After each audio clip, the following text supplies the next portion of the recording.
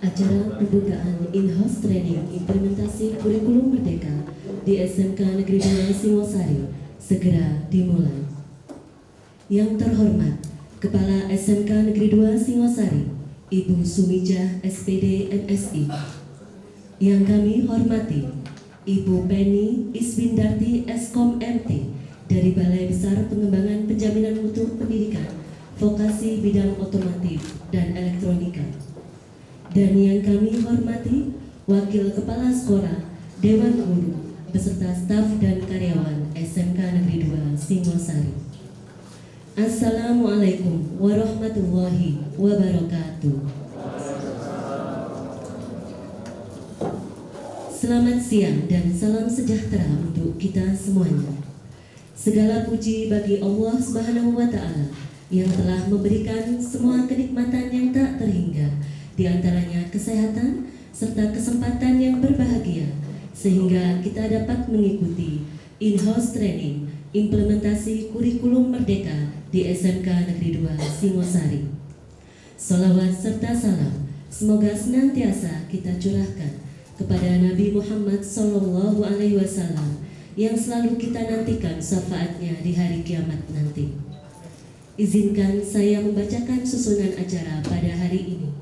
Menyanyikan lagu Indonesia Raya, doa, sambutan kepala sekolah, pemaparan materi in-house training kurikulum merdeka, dan penutup. Demikian rangkaian acara yang akan kita ikuti pada hari ini. Menyanyikan lagu Indonesia Raya kepada Ibu Vita Primasari SPD, disilahkan. Hadirin dimohon berdiri.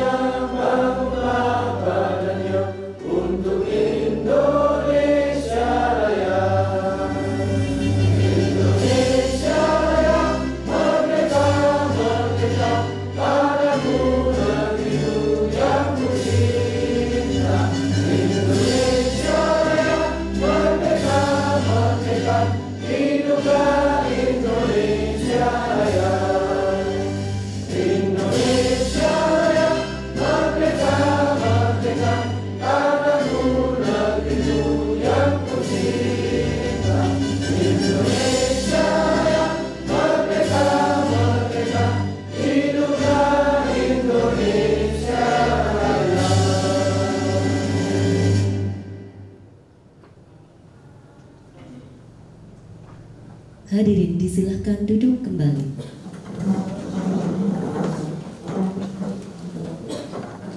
Pembacaan doa kepada Bapak Mustafa MAG, disilahkan.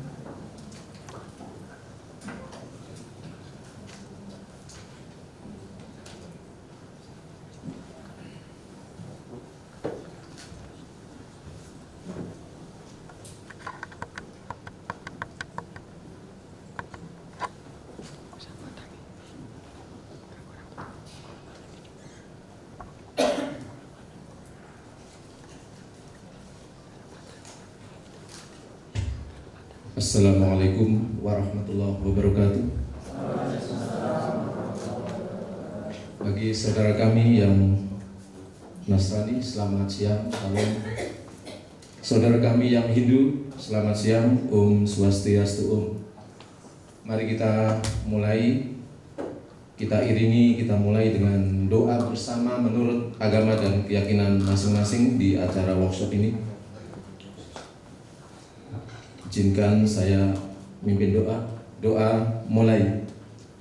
A'udzubillahi minasyaitonirrajim. Bismillahirrahmanirrahim. Alhamdulillahirabbil alamin. Ya Allah yang Maha Pengasih dan Maha Penyayang, kami para guru, tenaga pendidik dan undangan saat ini memanjatkan puji syukur Engkau telah memberi kami kesehatan yang begitu berharga sehingga kami dapat hadir di tempat ini guna mengikuti gelaran workshop 10 hari ke depan yang merupakan bagian dari tugas kami dalam pengembangan diri menjadi guru hebat Indonesia. Berilah pemahaman kepada kami sepaham-pahamnya terhadap materi yang hendak disajikan oleh para ahli dan kesuksesan untuk kita semua. Lancarkanlah segala urusan kami, ya Allah. Berilah rezeki yang baik, halal dan cukup untuk mengabdi kepadamu. Sekiranya di antara anggota kami, keluarga kami ada yang sakit, dengan mukjizat dan pertolongan-Mu, sembuhkanlah dia, ya Allah. Pada saatnya kelak kami nanti akan meninggal dunia, matikanlah kami dalam keadaan husnul khotimah. Ya Allah yang menguasai ilmu pengetahuan. Ilmu pengetahuan dan teknologi telah berkembang jauh melebihi pikiran kami yang masih sangat terbatas. Jadikan kami menjadi ahli ilmu yang bermanfaat bagi kehidupan, khususnya bagi bangsa dan negara kami, ya Allah. Kami sadar pada mulanya tidak ada satu apapun kecuali Engkau dengan sendirinya. Dengan kuasa-Mu Engkau menciptakan alam semesta. Engkau menciptakan manusia. Dan Engkau membuat manusia menjadi makhluk sedemikian rupa unik, luar biasa. Manusia suka menolong dan suka menghasut. Manusia suka menyembuhkan yang sakit dan suka membuat sakit. Oleh karena itu kami, ya Allah, memohon bimbingan-Mu. Jadikanlah kami menjadi manusia yang berbudidaya positif dan bukan sebaliknya. Lebih-lebih menjadi guru bagi penerus bangsa yang sangat membutuhkan bimbingan dan kasih sayang pendidikan. Jadikanlah kami ini, ya Allah, menjadi guru yang kreatif, inovatif, dan produktif, berkarakter sopan dan santun, yang dicintai oleh peserta didik, dicintai oleh masyarakat, bangsa, dan negara kami. Kiranya demikian yang dapat kami doa kepadamu, ya Allah, di siang hari ini. Hanya Engkau yang Maha mendengar dan Maha menerima permohonan. Doa selesai, terima kasih. Wassalamualaikum warahmatullahi wabarakatuh.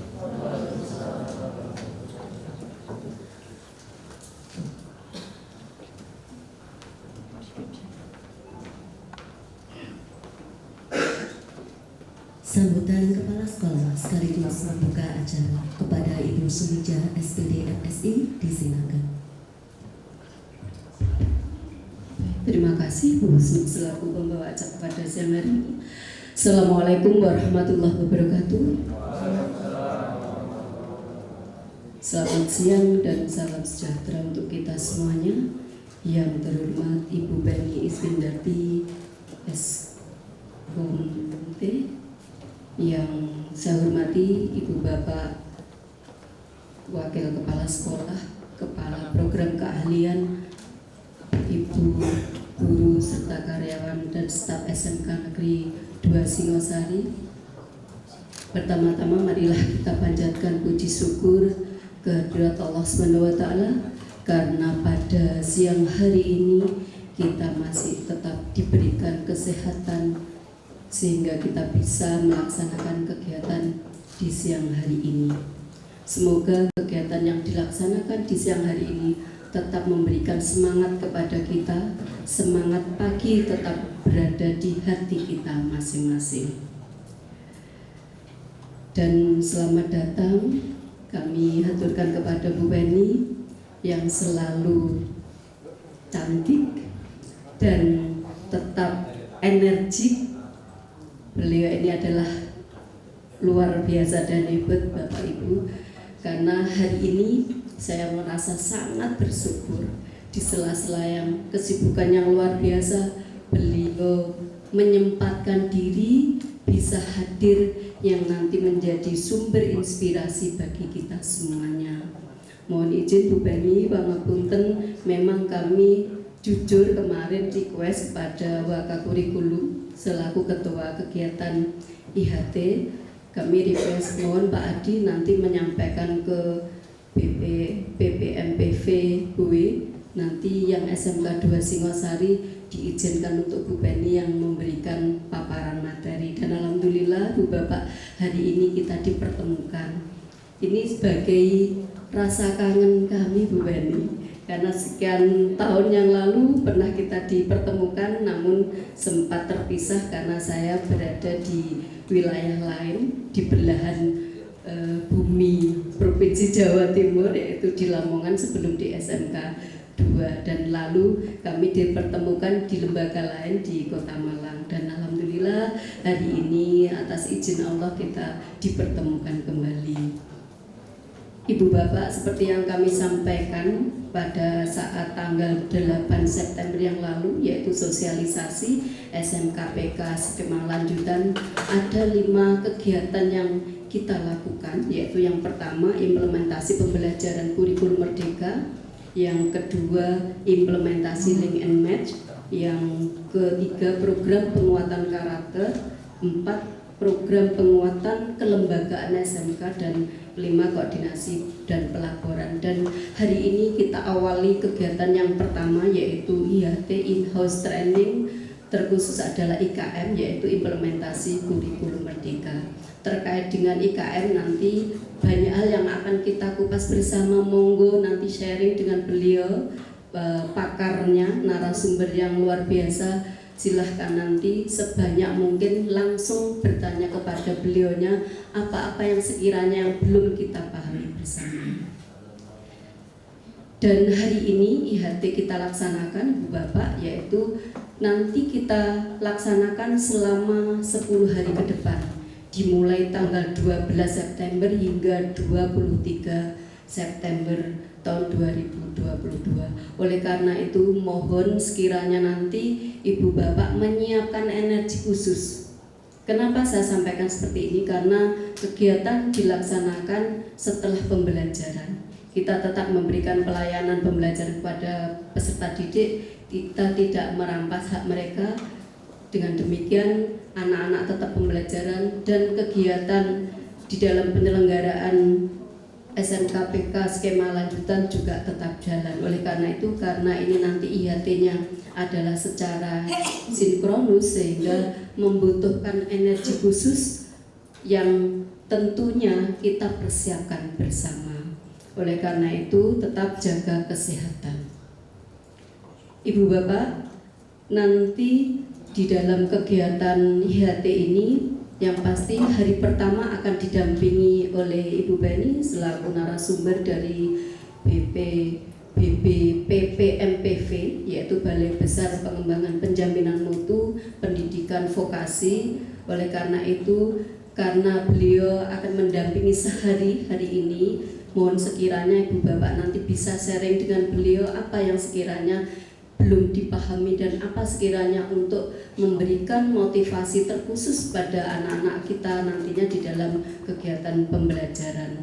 Dan Ibu Bapak, di dalam hal ini terus kita motivasi selalu melakukan karya terbaik dan berinovasi di dalam rangka mengantarkan peserta didik mencapai perkembangan yang optimal, seperti itu. Dan saya tentunya tidak akan berpanjang lebar menyampaikan sesuatu. Rasanya nanti kalau ibaratnya orang Jawa itu nguyai segoro, beliau nanti yang akan menyampaikan lebih banyak panjang lebar apa sih yang yang dimaksud dengan implementasi kurikulum merdeka. Karena kita adalah SMKPK, apalagi sudah skema lanjutan, mau tidak mau, suka tidak suka, ya harus sudah melaksanakan implementasi kurikulum merdeka.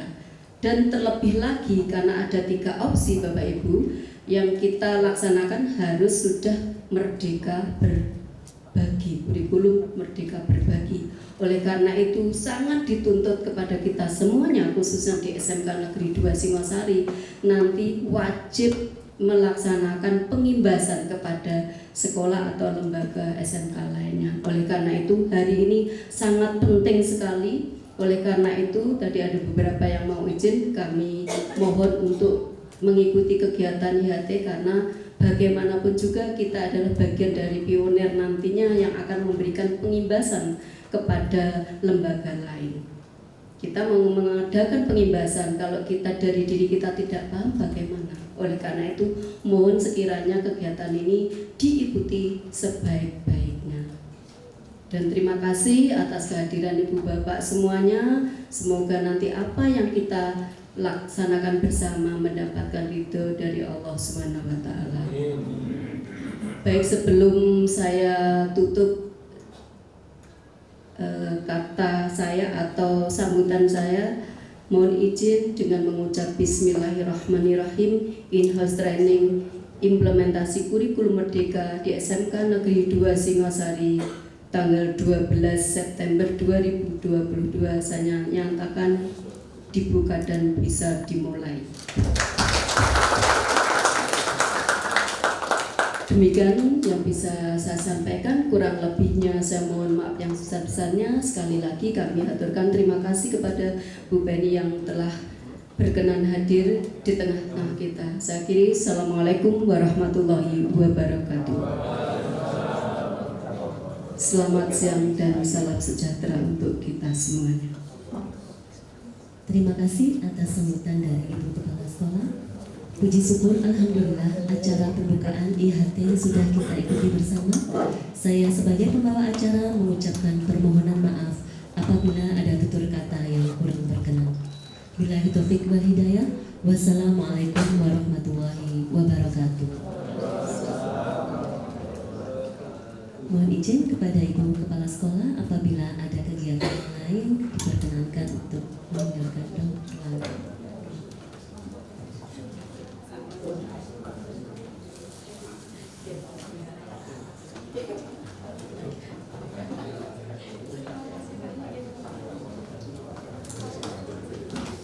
Ibu Bapak, Assalamualaikum warahmatullahi wabarakatuh.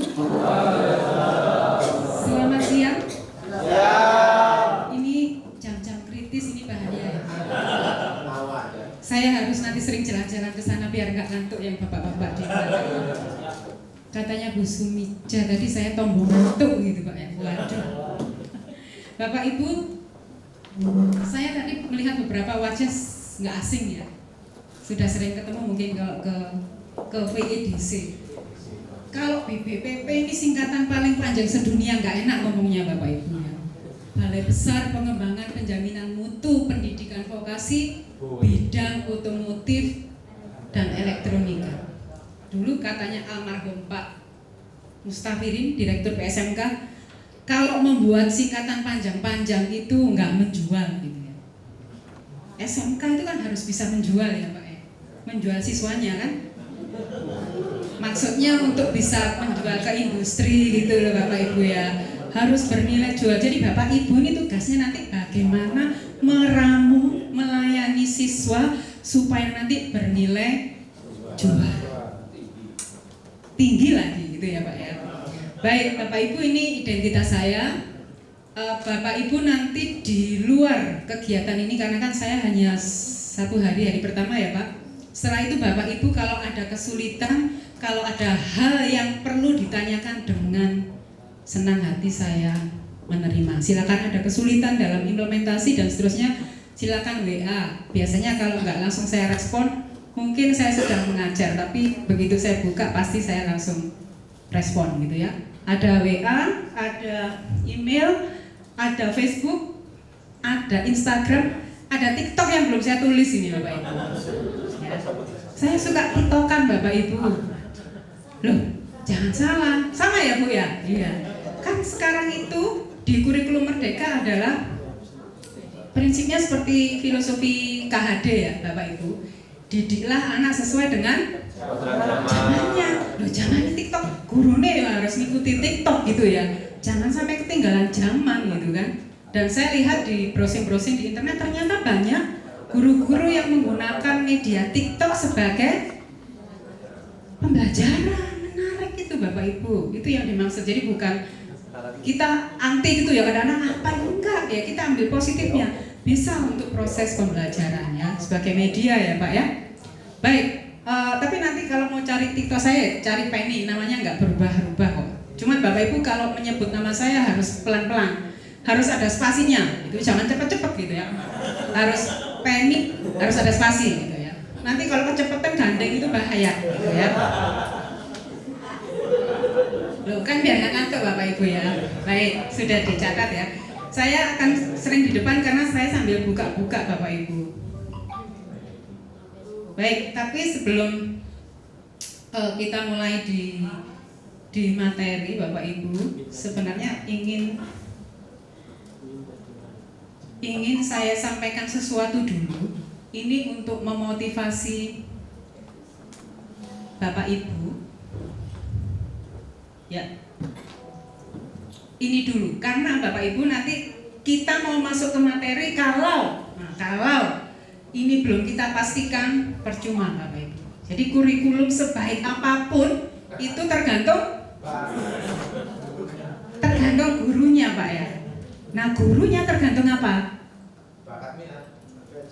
Tergantung mindsetnya. Nah makanya saya mau tanya ini, Bapak Ibu sudah pernah membaca undang-undang guru ini? Jangan-jangan belum. Undang-undangnya Bapak Ibu loh ya. Nggak serius. Bacanya nggak serius ya. Bacanya baru sekarang ya Bu ya. Tolong dibaca yang keras Pak. Siapa yang volunteer suaranya keras gitu membaca, meskipun tanpa mic? Pak Istrizal. Pak Istrizal. Jangan saya yang ngomong terus, nanti Bapak Ibu kalau nggak ngomong ngantuk ya. Harus ada yang ngomong. Siapa Pak? Pak Istrizal. Pak Imron. Oh ya. Pak Imron mana Pak Imron? Oh Pak request teman-teman bukan saya Pak ya. Wah. Bapak guru itu, Bapak Ibu guru itu senengannya ngeles. Silakan Pak. Silakan dibaca yang keras Pak ya. Untuk kita semua ini. Tes. Profesi guru dan profesi dosen merupakan bidang pekerjaan khusus yang dilaksanakan berdasarkan prinsip sebagai berikut. A. Memiliki bakat, minat, panggilan jiwa dan idealisme. Stop dulu. Kok ditambahi kayak saya Pak? Stop dulu Bapak Ibu. Di pertama dulu saja sudah terlihat Bapak Ibu ya. Bapak Ibu profesinya apa di sini? Bidang pekerjaan? Guru. Ini loh Bapak Ibu apa ini? Khusus. Bapak Ibu kok gak umum? Khusus loh soalnya, kan gak umum ya Bapak Ibu. Itu harus disadari dulu. Karena kita sekarang Bapak Ibu tadi disampaikan ada yang izin gak boleh. Effort, tenaga, waktu, bahkan anggaran yang dikeluarkan pemerintah sebanyak apapun gak akan ada gunanya kalau paradigma kita gak berubah dulu. Semua tadi nggak akan ada gunanya kalau ketika Bapak Ibu paradigma tidak berubah, lulusan kita nanti banyak yang nganggur. Karena yang sekarang dijadikan tolak ukur Bapak Ibu, bukan sekolah itu menyandang gelar PK loh ya. Tapi nanti akan ada, setelah ini sedang dibahas, tracer study. Lulusan Bapak Ibu ini seperti apa? Itu jadi tolak ukurnya. Bukan sekarang dapat bantuan, berarti sekolahku api. Bukan, belum ya. Jadi belum sampai di sini. Jadi Bapak Ibu, itu profesi Bapak Ibu itu bidang pekerjaan khusus harus disadari dulu. Ya. Yang berdasarkan, yang dilaksanakan berdasarkan A itu memiliki minat, bakat, panggilan jiwa dan idealisme. Saya tanya dulu nih, Bapak Ibu dulu jadi guru apa motivasinya? Terpaksa. Jujur. Karena dulu nggak diterima di perguruan tinggi favorit Bu, langsung aja masuk IKIP kalau zaman dulu ya Pak. Atau panggilan jiwa kalau saya. Syukurlah kalau gitu ya. Mudah-mudahan benar ya. Atau jangan keras-keras ini. Bu, sekarang itu soalnya PPP-nya guru itu besar. Jadi aku tak ngelamar jadi guru gitu ya. Nggak ada yang salah Bapak Ibu. Semua orang itu butuh duit ya Pak ya. Tapi ketika Bapak Ibu sudah jadi guru, yang pertama itu selalu duit. Itu yang jangan. Nanti ada seperti ini, bukan tanya apa dulu tapi ono uang sangkune enggak? Dikasih tugas ini, ono lembure enggak? Enggak ada yang ngaku gitu ya. Kalau Bapak Ibu tidak berdasarkan yang A dulu ini saja, nggak usah yang sampai 5 ini. Bakat, minat, panggilan jiwa dan idealisme. Kalau Bapak Ibu belum memiliki itu, sekarang momen ini jam 1:30 lebih 11 menit di sana. Mari kita bareng-bareng bertobat ini, Bapak Ibu. Kembali ke jalan yang benar. Ya. Loh percuma nanti apalagi 10 hari ya Pak Adia. Aduh 10 hari Bu, apa meneh aku waktu ku wayahe arisan wayahe hilik tipis-tipis. Kok bongso kok ngene. Nanti isinya mengeluh. Yes. Kalau kita tidak berdasarkan itu. Maaf ini Bapak Ibu. Kalau Bapak Ibu tersinggung silakan ngomong. Saya kalau ngomong harus ada yang tersinggung. Loh, kalau nggak tersinggung nanti semua tidur saya ngomong Bapak Ibu. Nek tersinggung pasti cokot-cokot. Awas Bu Penny aku tuh jawab gitu kan. Akhirnya kan kita komunikasi Bapak Ibu. Tidak apa-apa tersinggung. Ini juga mengingatkan saya juga Bapak Ibu. Karena ini paradigma baru. Kurikulum Merdeka adalah kurikulum yang baru, yang orang berpikir, aduh ganti menteri, ganti kurikulum, aduh ganti dan seterusnya. Bapak Ibu jangan mengaminkan, karena Bapak Ibu paham gitu ya. Nek sing mengaminkan itu karena sebenarnya nggak tahu tapi ini wes joy, gitu ya. Sefrekuensi gitu ya Pak ya. Nah SMKPK ditanya guru lain sekolah lain. Apa esensinya kurikulum Merdeka? Wis pokoknya aku ini melok ae. Apa bahaya ya? Mandiri berbagi. Ingat Bapak Ibu ya. Nanti Bapak Ibu akan tanggal tertentu akan bareng-bareng kumpul dengan beberapa SMKPK dan mengundang SMK yang non PK. Mungkin nanti saya yang datang di sana. Dan tugas yang SMKPK adalah presentasi. Nanti silakan bagi tugas dengan SMK yang lain itu. Mungkin SMK 2 kebagian menjelaskan P5-nya atau apa dan seterusnya. Ya. Mengimbaskan tadi. Ya. Baik. Nah, ini Bapak Ibu ya dulu. Jadi mohon ini diresapi. Ya, betul-betul. Tadi enggak apa-apa, Pak. Yang tadi enggak bukan atas dasar itu ya, Pak ya, terpaksa. Nah, tapi kalau terus sadar itu bagus. Kalau yang enggak sadar itu saya bilang enggak merasa salah itu yang ya, Pak ya. Merasa salah terus bertobat ya Pak ya, itu luar biasa. Yang B, memiliki komitmen meningkatkan mutu pendidikan. Jadi Bapak Ibu tugasnya nanti itu tidak hanya mengajar, gugur kewajiban dikasih jam selesai, aku 24 jam terpenuhi selesai. Tapi ada iming-iming, yang bel-bel meningkatkan mutu Bapak Ibu ya. Baik, itu sebagai pembuka. Tidak ada yang tersinggung benar ini? Pak, aku ngomong mana Pak Adi? Enggak. Baik. Bapak Ibu ada di skema lanjutan ya. Jadi sebenarnya Bapak Ibu sudah melaksanakan kurikulum Merdeka mulai tahun 2021. Tetapi memang tahun lalu itu masih sifatnya prototipe Bapak Ibu, belum diberlakukan untuk semua ya. Jadi tahun 2021 itu hanya diberlakukan bagi 900 sekian SMK yang ditetapkan sebagai pelaksana program SMKPK. Nah, sejak tahun 2022 ini semua sekolah gitu ya. Tetapi ada catatannya. Yang sudah siap, kecuali yang PK loh ya. Kalau PK wajib. Yang sudah siap dalam hal apa? Tadi gurunya Bapak Ibu. Nanti kita akan kulik-kulik gurunya harus apa sih kok harus ada tendensi siap gitu ya. Terus yang sudah siap itu mendaftar ke Jakarta, mengisi formulir, maka nanti akan ditetapkan oleh Jakarta menjadi SMK mandiri belajar, ya. Ada yang mandiri berubah, mandiri berbagi.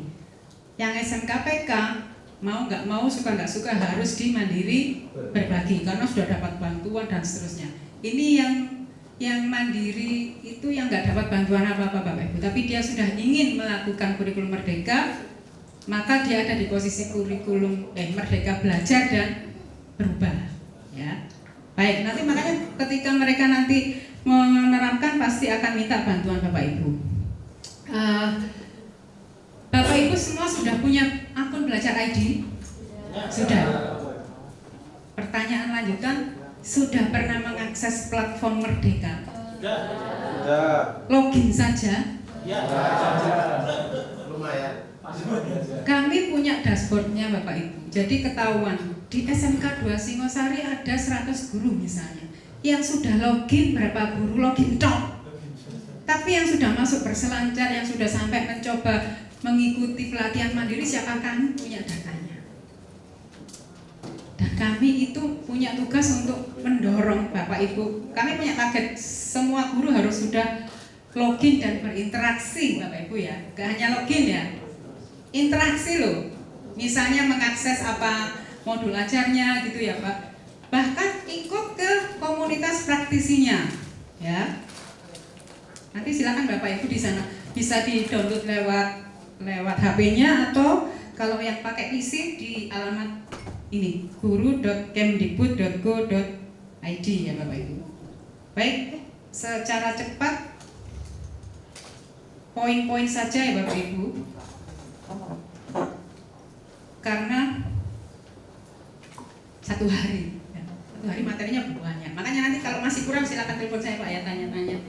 Baik, Bapak Ibu, rohnya ini dulu yang harus saya sampaikan. Bu Penny boleh Ya, bertanya? langsung silakan.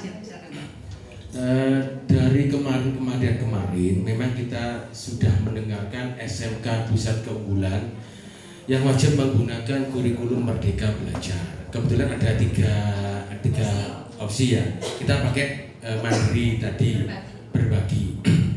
Sebenarnya yang saya tanyakan, yang saya ketahui di SMK kita ini yang terpilih PK kan adalah jurusan animasi Bu, ya. Kenapa jurusan yang lainnya kok diikutkan juga, ikut-ikut Merdeka Belajarnya? Itu yang pertama. Bukannya kita nggak mau, cuman kan kembali lagi ke idealisme saya sebagai seorang guru TKJ yang tidak itu yang dapat dana kan orang animasi. TKJ kok diikut-ikutkan gitu loh, maksud saya itu. Dan ini teman-teman jurusan yang lain juga. Yang kedua, terus terang saya juga kurang memahami arti dari pusat keunggulan. Yang pusat keunggulannya itu sekolahnya, gurunya, jurusannya, atau apanya? Karena saya masih belum mengetahui keunggulan kita tuh di mananya gitu loh Bu. Atau misalkan di animasi, di apanya? Apakah dari gurunya? Apakah dari fasilitasnya? Ataukah dari jumlah muridnya? Karena saya dengar-dengar gosip katanya SMKPK minimal harus jumlah siswanya sekian, sekian, dan sekian. Apakah ini hanya sebuah program sebatas program belaka? Jika nanti ganti, sekarang Mas Menteri, besoknya Mbak Menteri ganti lagi seperti itu Bu, mohon maaf Bu Penny. Jadi terus terang sampai sekarang saya juga masih belum paham seutuhnya. Hingga akhirnya idealisme saya muncul. Kenapa kok harus animasi gitu? Padahal di sini yang menurut saya bagus ada ikrafnya, ada multimedia. Menurut saya Bu, ya. TKJ memang nggak saya unggulkan karena orangnya low profile semua. Seperti itu Bu Penny. Mohon maaf. Terus terang saya juga masih bingung. Apa sih SMK PK itu pusat keunggulan? Apalagi nanti katanya kita mau dijadikan narasumber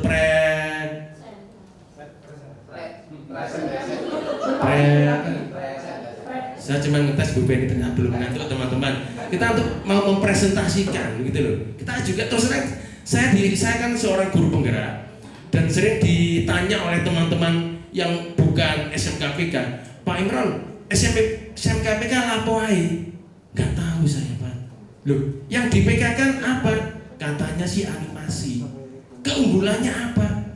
Kayaknya sih dari fasilitasnya seperti itu Ibu Penny. Saya kira dari pernyataan saya yang amburadul tadi Bu Penny sudah menangkap maksud yang saya inginkan. Terima kasih Bu Penny. Terima kasih Pak Imron. Guru penggerak apa guru penggaruk? Guru penggerek. Pak Imron, saya fasil. Saya fasil guru penggerak.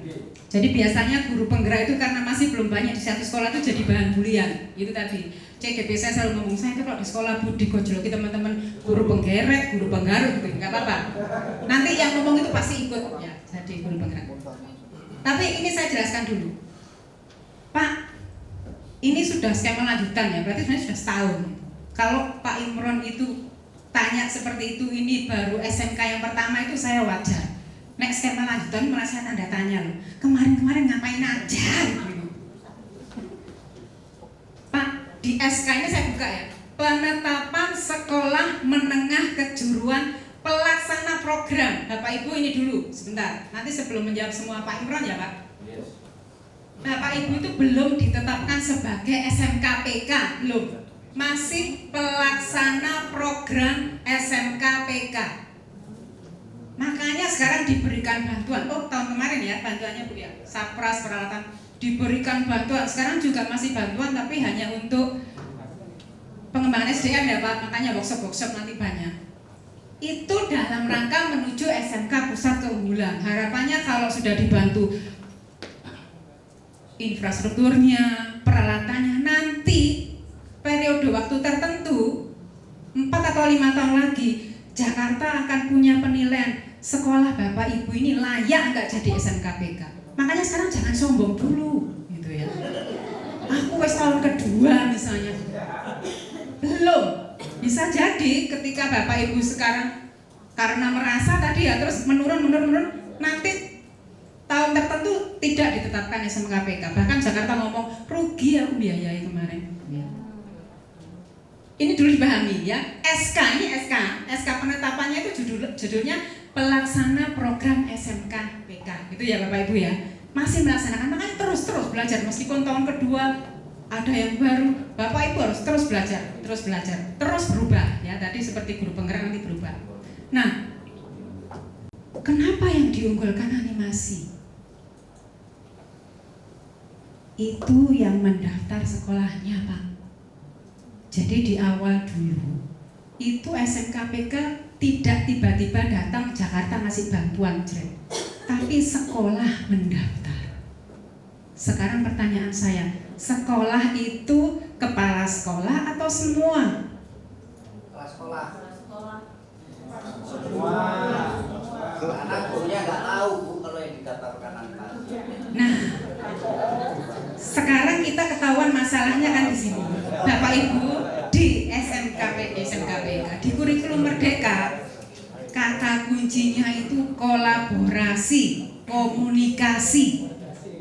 Nanti setelah ini Bapak Ibu harus berarti mulai terbuka pikirannya ya. Gak ada sekarang itu orang yang bisa bekerja sendiri Bapak Ibu. Pinter gak payu gak bisa bekerja dengan tim. Ya. Mohon maaf ini teman saya yang jadi. Kalau kita reuni jadi itu maksudnya sukses kaya raya itu maaf itu. Dulu sekolahnya pas-pasan. Tapi soft skill-nya bagus. Nah, yang pinter itu loh, setiap kali ketemu saya yang pinter, kok jadi guru semua yang pinter?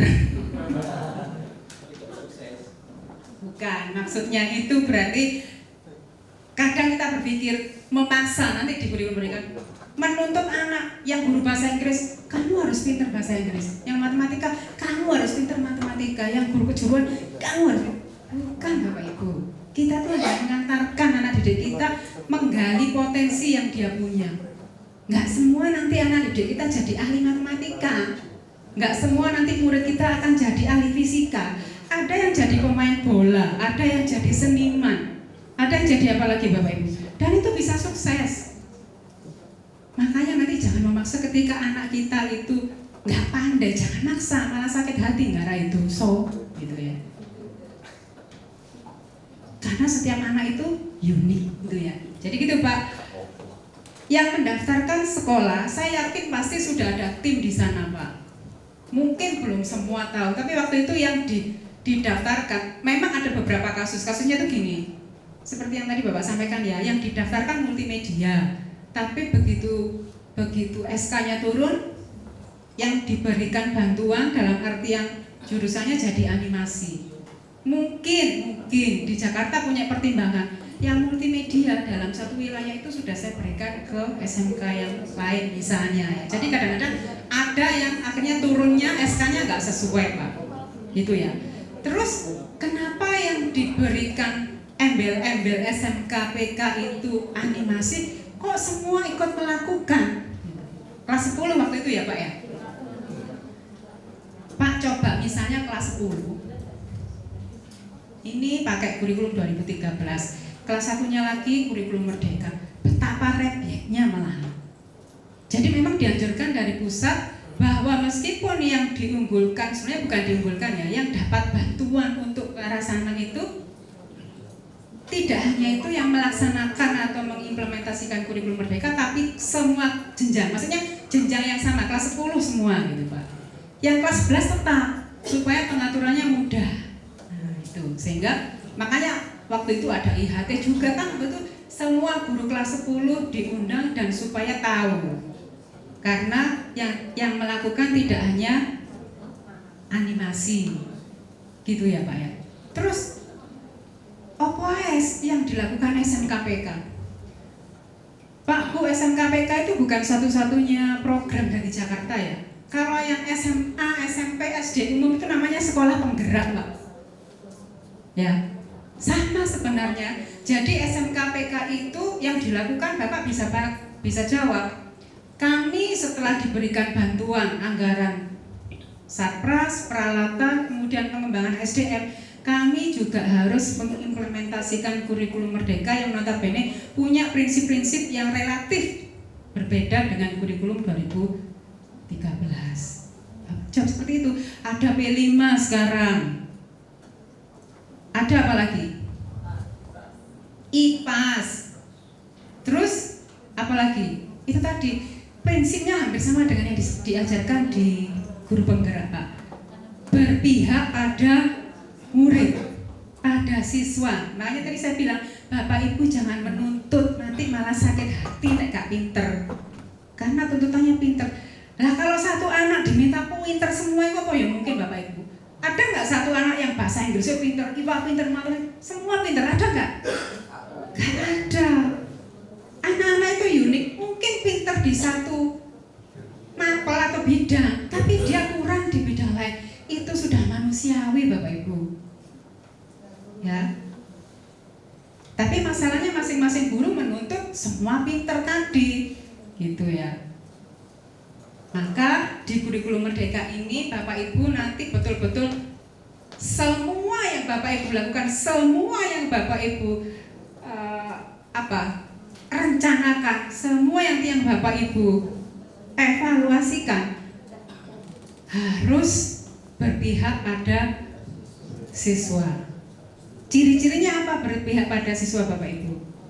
Yang di guru penggerak dijawab Pak, di diferensiasi. Pembelajaran berdiferensiasi, bahwa Bapak Ibu harus memetakan anak. Ini salah satu contoh gitu ya, dalam satu kelas. Coba kira-kira perbedaan anak itu dalam hal apa? Contoh gaya belajar. Ya, ada anak yang belajarnya itu dengan cara tayangan kayak gini, dia harus baca. Ada yang harus mendengar. Ada yang harus kinestetik, dia tuh harus lewat peragaan-peragaan baru bisa. Nah, minimal itu salah satu contoh aja. Bapak Ibu coba pernah nggak selama ini memetakan siswaku dalam satu kelas itu gaya belajarnya ya? Terus ketika Bapak Ibu mau masuk mengajar sudah mempersiapkan macam-macam yang dibutuhkan tadi nggak? Apa semua tayangan aja kayak saya sekarang ini gitu kan? Nah itu sudah Bapak Ibu menerapkan berpihak pada murid. Terus Bapak Ibu ketika melakukan pembelajaran di awal, lakukan tes awal atau tes apa istilahnya tahun lalu? Diagnostik. Sehingga sebelum Bapak Ibu mengajar, tahu kemampuan masing-masing. Ya, oh dia sudah sesuai dengan kompetensi yang diharapkan. Bahkan sudah ada yang lebih tinggi, tapi loh kok masih ada atau banyak yang kurang. Terus Bapak Ibu ngajarnya sama semua, nggak berpihak pada murid Bapak Ibu. Nah, maka nanti ini prinsip-prinsip hal pokok yang saya ingin ingatkan kembali, refresh di kurikulum Merdeka ini, Bapak Ibu harus wadahi itu. Jadi nanti Bapak Ibu sebelum ngajar harus punya data kelompok mana yang di bawah kompetensi, yang pas kompetensinya atau yang lebih kompetensinya. Maka Bapak Ibu mengajarnya harus berbeda, bukan mengajar berbeda ya. Nanti di dalam kelas saya yakin Bapak Ibu punya banyak strategi. Dikelompokkan berdasarkan tadi kemampuannya tadi, yang kurang diberikan materi yang dasar atau kemampuan untuk mencapai kompetensi. Ya. Kalau yang sudah pandai mungkin diberikan apa? Kemarin kalau RPP Bapak Ibu masih ingat ya, ada remedial, ada pengayaan. Diberikan pematik tantangan gitu sudah pinter. Atau bahkan nanti Bapak Ibu optimalkan anak yang pintar tadi untuk jadi tutor sebaya. Itu kan cara Bapak Ibu. Ya. Itu salah satu prinsip di kurikulum Merdeka. Sepertinya sederhana ya, hanya berpihak pada murid. Tapi aplikasinya membutuhkan effort Bapak Ibu. Nah, effort tadi kalau gak diawali dengan tadi, saya jadi guru panggilan jiwa, pasti mengeluh tok. Wangel ya, aku tuh nyiapkan tes awal. Aku harus memetakan apa gaya belajar, harus memetakan apa tadi? Repot Bu, ya repot. Itulah guru. Kalau nggak mau repot ya jangan jadi guru, kan gitu. Balik lagi, makanya saya sentil di undang-undang tadi itu. Nanti kita bahas buahnya. Kalau Bapak Ibu misalnya masih wes males, repot, susah, dididik, enggak akan jalan ini. Ya Bapak Ibu, profesi atau pekerjaan Bapak Ibu tadi khusus ya, yang datang kepada Bapak Ibu itu anak sehat, anak waras, bukan anak sakit seperti profesi dokter. Anak sehat yang menggantungkan, yang banyak berharap ke Bapak Ibu. Itu harus disadari dulu. Kalau enggak tadi seperti statement tadi banyak yang menyampaikan ganti menteri, ganti kurikulum. Bahkan saya harus ekstrem katakan, kurikulumnya enggak ganti loh, aku yang ganti kurikulum. Bapak Ibu harus bisa menyampaikan itu. Karena kurikulum itu ya Bapak Ibu sebenarnya kan.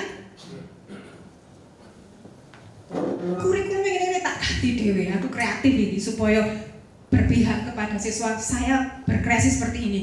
Itulah kurikulumnya bagus. Gak usah nunggu yang dari Jakarta, Bapak Ibu yang harus berubah dulu. Kalau sudah gitu, kurikulum ganti enggak, orang ngurus ya Pak ya. Intinya, artinya dalam artian struktur ikuti dari Jakarta, tapi metode, cara bagaimanapun kurikulumnya ada di Bapak Ibu. Nggak ada yang salah, selama Bapak Ibu berpikir itu untuk pelayanan atau keberpihakan kepada siswa. Gitu ya Bapak Ibu ya. Harus dibangunkan itu dulu. Oke Pak, nggak oke ini? Oke. Siap apa nggak siap? Lo kok hilang Pak? Nah, belum merdeka ini. Nah, merdeka tadi satu kata aja jadi bisa jadi bahasa Bapak Ibu ya. Merdeka itu kalau saya artikan sebagai Bapak Ibu guru yang tadi, merdeka adalah kreatif.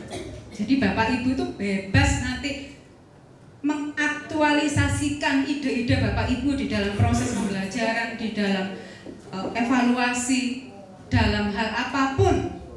Sekali lagi ketika itu untuk keberpihakan siswa, merdeka. Tapi kalau itu bagi Bapak Ibu yang selama ini sudah senang di posisi nyaman, ini namanya musibah gitu kan. Karena biasanya saya pokoknya ngajar Bu, ini saya dikasih jam ini. Suruh kreatif itu malas gitu. Itu musibah kan gitu. Tapi yang tadi guru yang hebat tadi harusnya nanti Pak Imran jadi ininya, jadi apa? Pionirnya ya, guru penggerak ya. Penggerak Pak. ada satu toh, hanya Pak Imron. Waduh, 6 sudah banyak, bagus itu. Artinya bisa ditanggung bareng-bareng gitu ya, memberikan ide, merubah visi misi seperti itu. Yang satu sekolah satu itu yang tadi disampaikan jadi bullying. Sebenarnya bukan dalam rangka apa? Dalam rangka iklan ini ya, tapi program yang dipelajari di guru penggerak itu luar biasa Bapak Ibu, bagus tadi. Itu tadi akan merubah mindset Bapak Ibu dari guru biasa menjadi guru yang hebat gitu ya. Baik, ini Pak, kurikulum, skema kurikulum itu ini ada di peraturan Pak. Oh ya Bapak Ibu, kemarin waktu komite pembelajaran siapa ya yang 7 orang Pak? Hah? Kok angkat tangannya kok ragu-ragu yang tinggi gitu loh Bu? 1, 2, 3, 4 kepala sekolah pengawas ya Pak ya?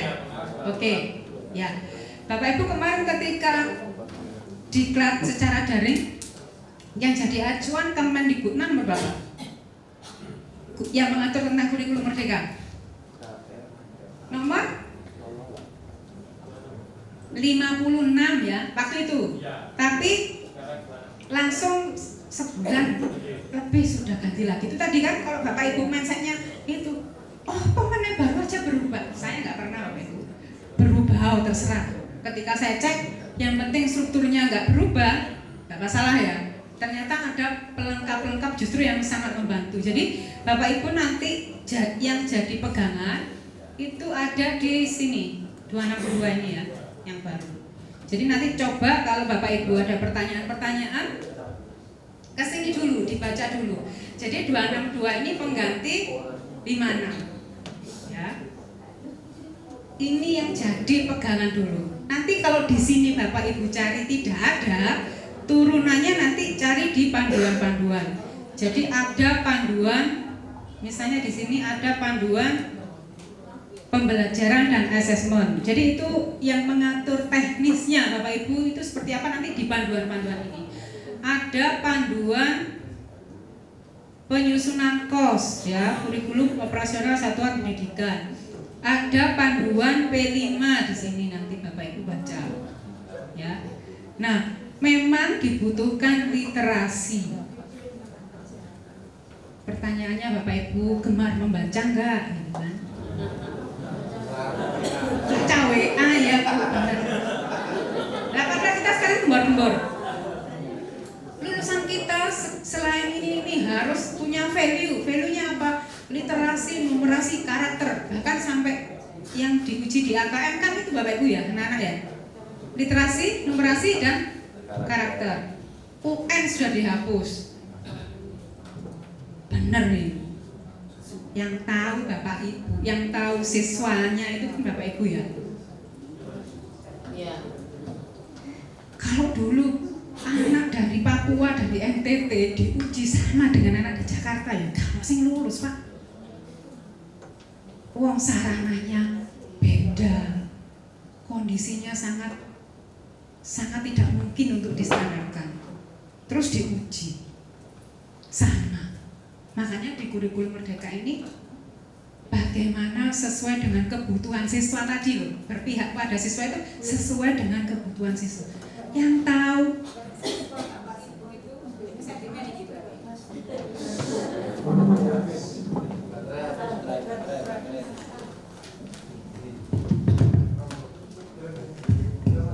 ya, yang tahu siswa Bapak Ibu itu Bapak Ibu sendiri, gurunya gitu kan. Hanya sekarang nanti hal ini juga harus Bapak Ibu pahami, tidak ada lagi A, B, K, K, M. Yang ada adalah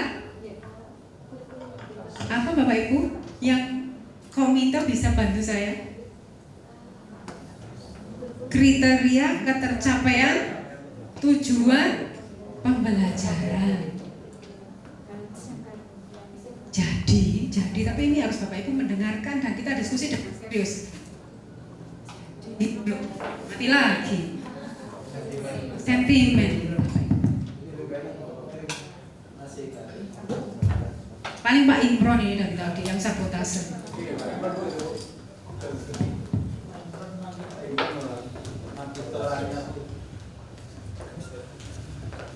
Apa tergantung amal ibadahnya ya? Jadi Pak, nanti Bapak Ibu sudah pernah membaca nggak di panduan ini? Jadi kalau dibaca nanti dengan seksama, tapi harus dengan kepala dingin, betul-betul dicerna. Di kurikulum Merdeka itu istilahnya nggak ada istilah nggak naik, pernah dengar?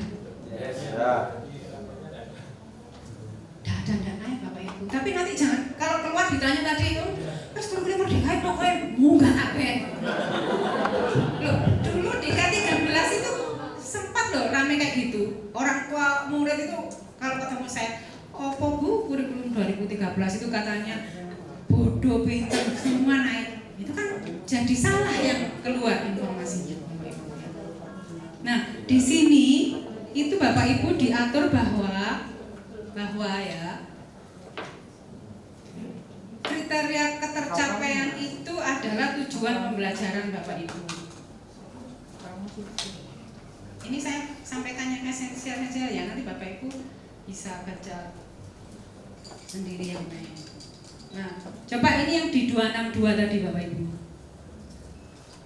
Untuk menentukan atau sebagai pertimbangan kenaikan kelas itu ada banyak hal yang jadi kriteria. Coba Bapak Ibu cek di sana. Ada laporan kemajuan belajar. Kira-kira Pak tadi yang kita bicara KKM itu ada di posisi mana ya? KKM mapel-mapel tadi ada di mana ini? Di A ya? Ada di A. Yang lain tuh Bapak Ibu ada laporan pencapaian P5. Ada portofolio. Ada skill pasport yang Bapak Ibu sekolahnya ada LSP-nya kan di sini ada ya? Ada Pak? Habis expired. Ya. Prestasi akademik dan non akademik, ekstra, penghargaan, tingkat kehadiran, ini harus jadi pertimbangan. Nah, padahal ketika misalnya ada satu anak itu yang kurang di akademiknya, yaitu di laporan kemajuan belajar, masa menggugurkan yang lain ini kalau yang lain ini bagus semua Bapak Ibu gitu loh. Makanya tadi saya kembalikan di awal tadi, tidak semua anak itu nanti jadi ahli matematika tadi. Mungkin dia matematikanya jelek tapi seninya itu bagus gitu kan.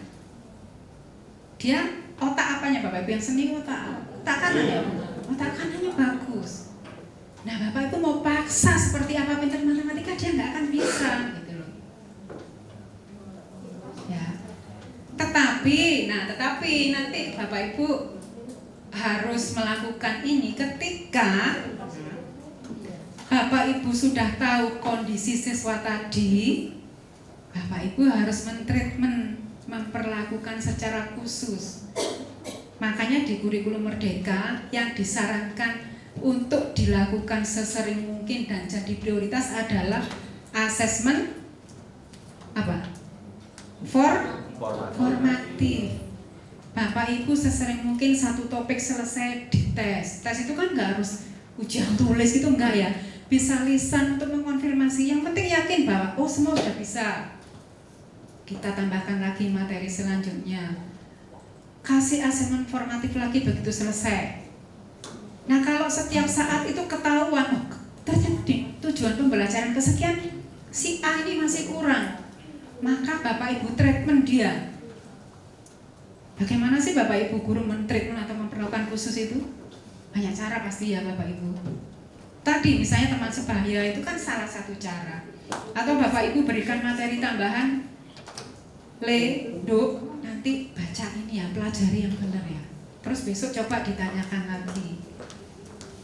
Disuruh mengerjakan itu, besok coba hasilnya. Nah, jadi setiap saat kemajuan belajar itu sudah Bapak Ibu lakukan. Maka kalau itu sudah dilakukan, gak usah sampai nunggu akhir tahun, nanti pasti dia naik. Lah kalau ketahuan dibiarkan, ini kurang nggak ada treatment, ya mesti nanti sampai akhir tahun ya nggak naik karena bapak ibu ngomongnya nilainya jelek semua. Ekstrimnya. Nah dia loh kok 1 bulan nggak masuk. Ada guru, saya tanya kenapa kemarin banyak yang nggak naik kelas. Ini sekian anak ini 1 bulan nggak masuk Bu. Saya balik pertanyaannya, lah siswanya 1 bulan nggak masuk, bapak ibu kemana aja? Saya bilang gitu. Masa nggak masuk 1 bulan nggak ada visitasi atau pengen tahu? Harusnya nggak masuk sehari 2 hari tanpa alasan, bapak ibu sudah harus cari tahu gitu kan? Kenapa gitu loh? Sehingga ada solusi. Oh kalau misalnya ada membantu orang tuanya kerja misalnya kan dicarikan solusi, kita membantu supaya nggak terjadi sampai 1 bulan nggak masuk tadi. Nah itu maksudnya formatif itu dilakukan di semua aspek ya, pengetahuan, keterampilan termasuk sikap. Jadi nanti nggak numpuk akhir tahun 1 bulan ya pasti air 1 bulan nggak naik gitu ya Bu ya. Itulah nanti butuhnya pentingnya kolaborasi guru BK dan guru apel, wali kelas, kolaborasi. Nah balik lagi kolaborasi Bapak Ibu ya. Di struktur kurikulum ini ya nomor 262 Bapak Ibu sudah pernah membaca? Belum doa. Belum. Terus pokoknya dikasih wakil kurikulum Jamini ngajar lah Bu. Itu loh yang belahan ini. Bapak Ibu ada perubahan itu perlu ya itu tadi nanti kalau ditanya tadi Pak Imron apa saja bisa cerita struktur kurikulumnya itu seperti ini. Ya, ini misalnya yang kelas 10 ini. Ini sekarang harusnya yang kelas 11 kan sudah kurikulum merdeka ya Pak ya. Nah, paham. Sekarang saya ingin tahu dulu ini loh Pak. Bapak Ibu sudah tahu dan sadar ini saya ingin tahu ini. Matematika dan bahasa Inggris masuk di kelompok kejuruan. Bapak guru, Ibu guru matematika bahasa Inggris sudah sadar? Guru matematika sama bahasa Inggris mana ya? Ayo tunjuk tangan. Di depan. Sana yang belakang. Terus perbedaan waktu di kurikulum 2013 dengan di sini yang Bapak Ibu lakukan apa Pak? Ketika posisinya sekarang pindah di kelompok kejuruan. Apa Bu? Sama yang kita. Bapak mengajar apa Pak? Bahasa Inggris. Apa? Gimana itu? Memasukkan tema-tema yang ada hubungannya sama dia. Jadi Bapak Ibu sekarang matematika dan bahasa Inggrisnya itu harus yang terapan ya. Jadi ketika Bapak Ibu masuk di kelas animasi, terus berikutnya masuk lagi di kelas apa Pak di sini? Elektro. Harusnya penerapannya beda. CP materinya atau kontennya sama, tapi penugasannya ya nanti terkait bagaimana terapan penggunaan itu harus disesuaikan dengan jurusan atau konsentrasinya ya Bapak Ibu. Ini harus disadari benar loh ya. Dan itu butuh apa Bapak Ibu tadi? Kolaborasi Pak Bu. Ketika mau masuk ke kelas animasi, kira-kira pernah nggak Bapak Ibu duduk bareng? CP-nya yang animasi sekarang sampai di mana? Saya bisa memasukkan ini bagaimana? Bahkan kalau perlu Bapak Ibu, guru matematika, guru bahasa Inggris kalau ngajar di lab elektro,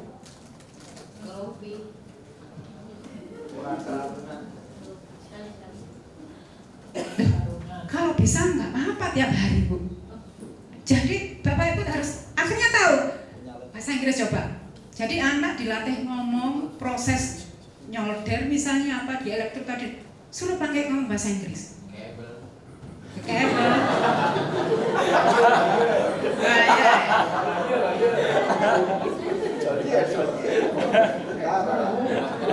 Wes Inggrisnya wes. Kabel.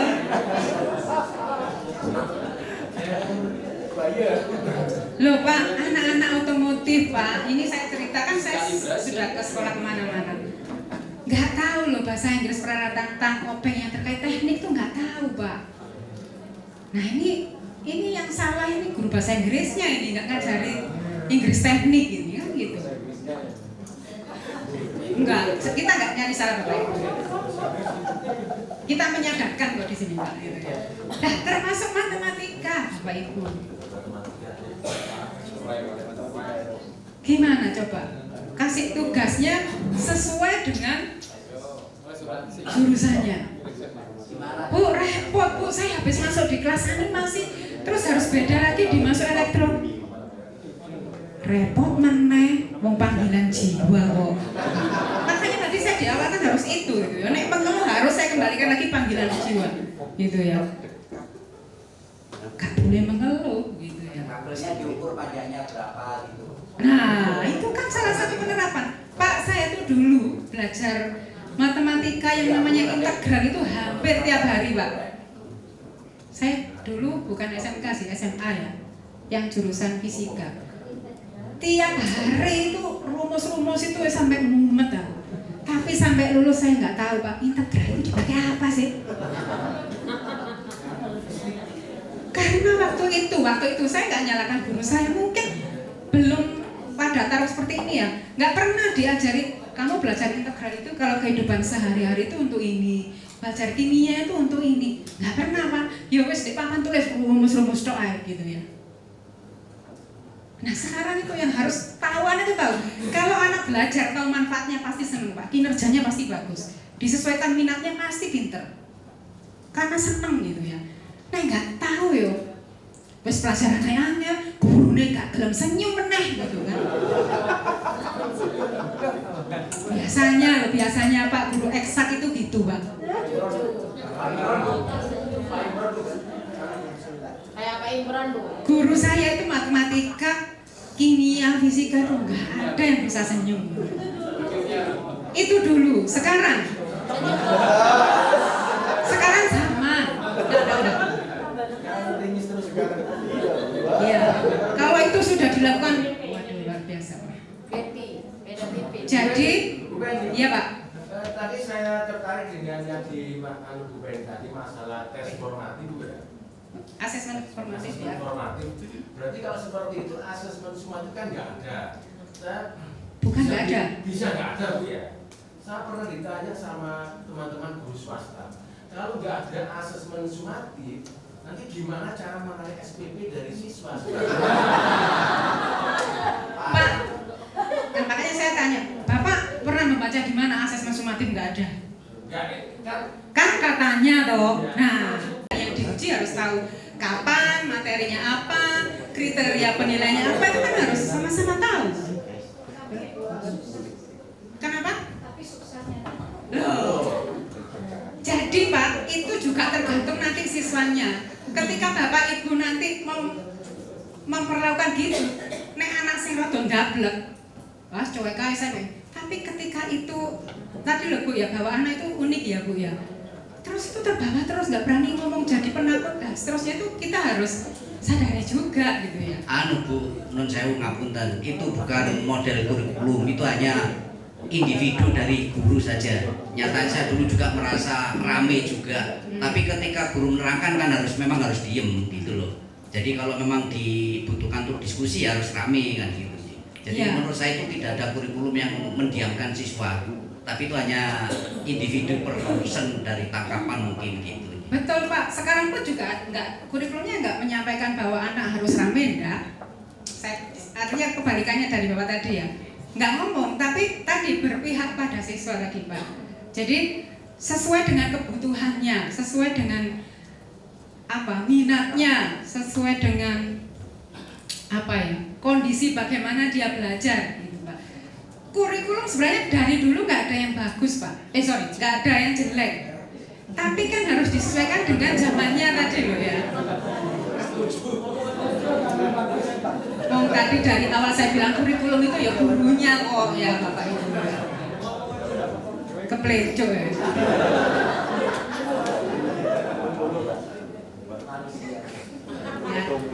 Terus Bapak Ibu itu ingat kurikulum seperti ini yang nyusun itu bukan 1-2 orang, Pak.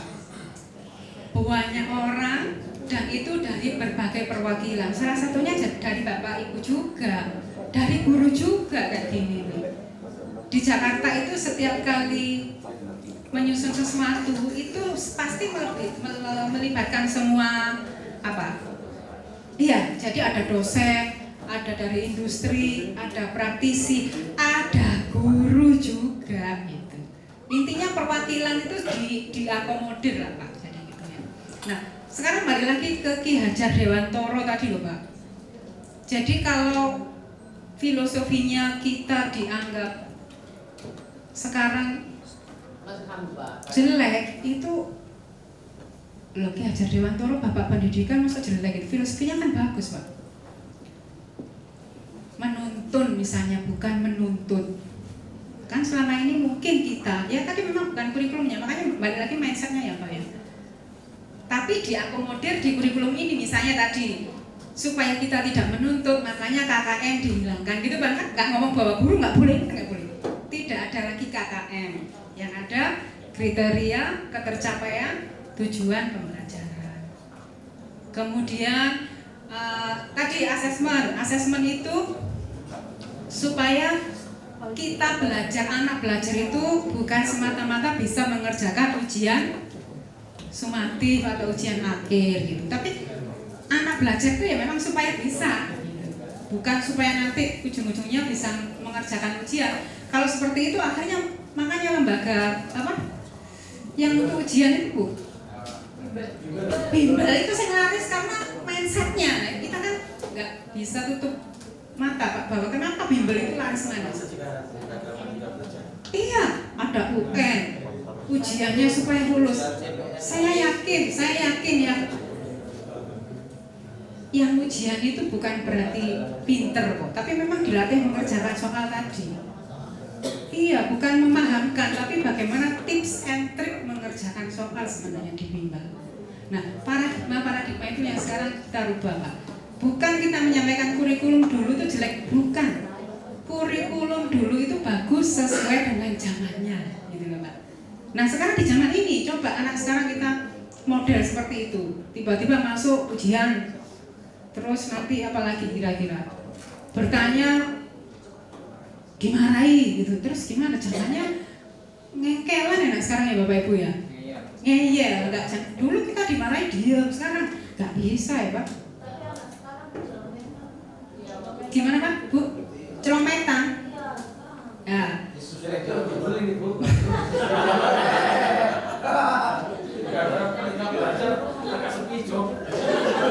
Wajar bukan rahasia.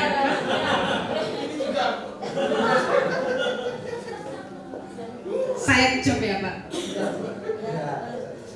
Nah tadi Bu, anak sekarang celometan, makanya kan sudah zamannya anak dikasih tahu tuh nggak manut seperti dulu ya Bu. Nah, makanya sekarang kita akomodir dengan apa? Di P5 seperti itu Bapak Ibu. Jadi sebenarnya kita menyesuaikan dengan zaman itu gitu kan. Dikit-dikit video, dikit-dikit TikTok gitu ya Bu.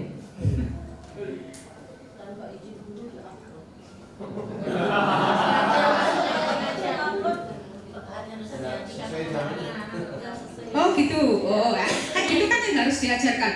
Nah, yang informatika mana guru informatika? Nah, kan ada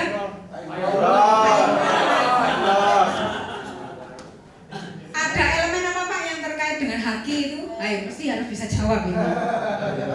Elemennya apa itu? Di CP-nya itu tentang haki. Nah, itu yang ngajar informatika Pak Fendi. Oh, Pak Fendi mana Pak Fendi? Oh, Pak Imron yang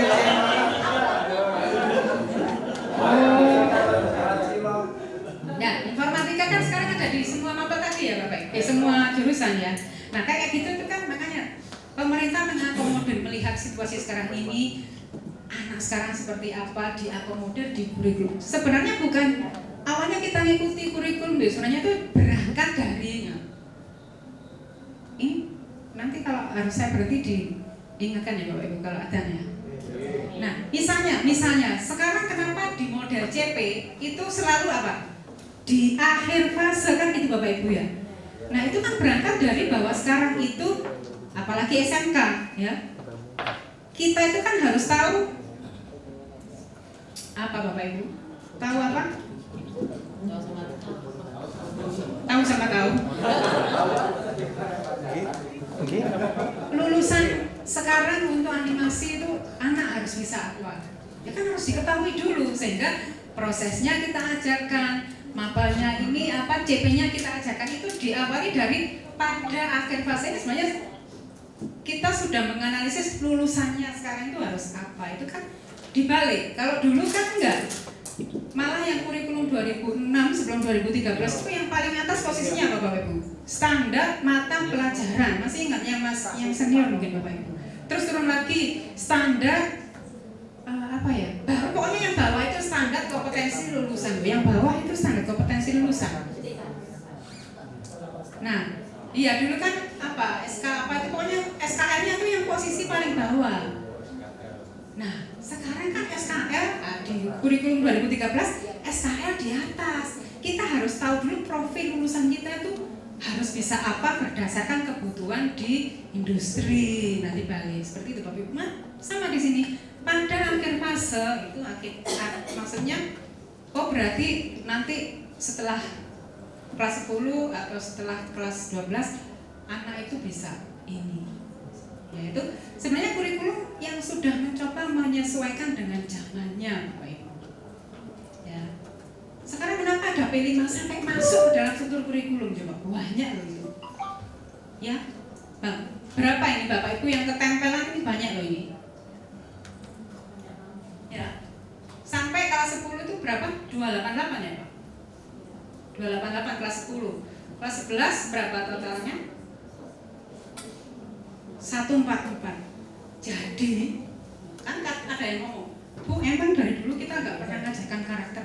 Sudah, Bapak Ibu sudah bagus mengajarkannya.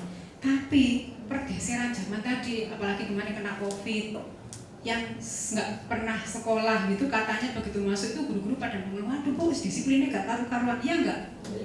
Nah, seperti itu kan harus diakomodir dengan struktur kurikulum misalnya. Makanya P5 itu sekarang masuk di struktur ada jamnya supaya anak-anak langsung nanti bisa praktek, project, mengalami pengetahuan tadi, mengalami bagaimana sih teori dari karakter tadi itu melalui medianya project. Gitu ya Bapak Ibu. Jadi bukan berarti yang dulu jelek, tapi sudah tidak sesuai dengan zaman sekarang. Nanti bisa jadi yang kita pakai ini berapa tahun lagi gak cocok sebenarnya. Jadi makanya Bapak Ibu jangan anti perubahan lah. Berubah itu dinamis, namanya kurikulum itu dinamis. Justru harus berubah.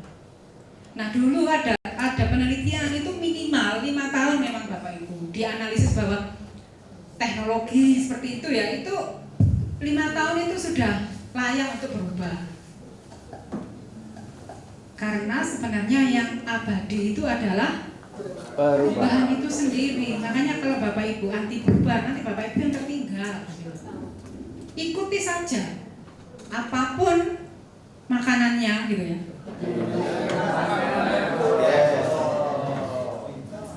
Apapun kurikulumnya gitu ya. Yang penting Bapak Ibu tadi, saya itu panggilan jiwa. Ketika saya mengajar itu harus mempersiapkan dengan baik, kemudian mengajar dengan baik dan melakukan evaluasi dengan baik. Selesai sudah apapun itu gitu kan.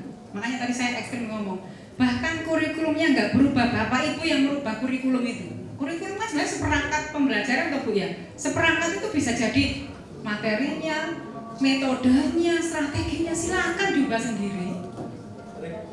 Oh break ya, silakan ya. Saya tak minum teh dulu.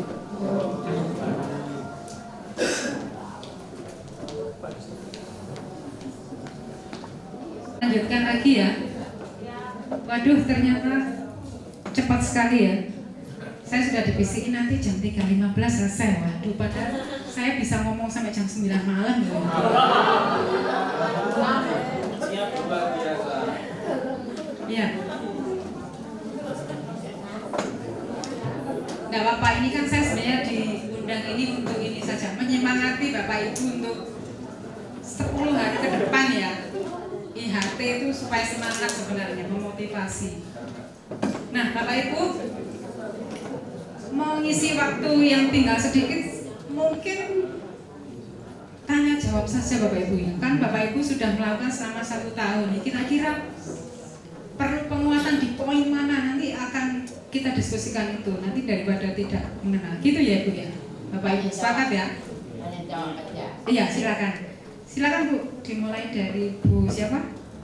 Ya, silakan.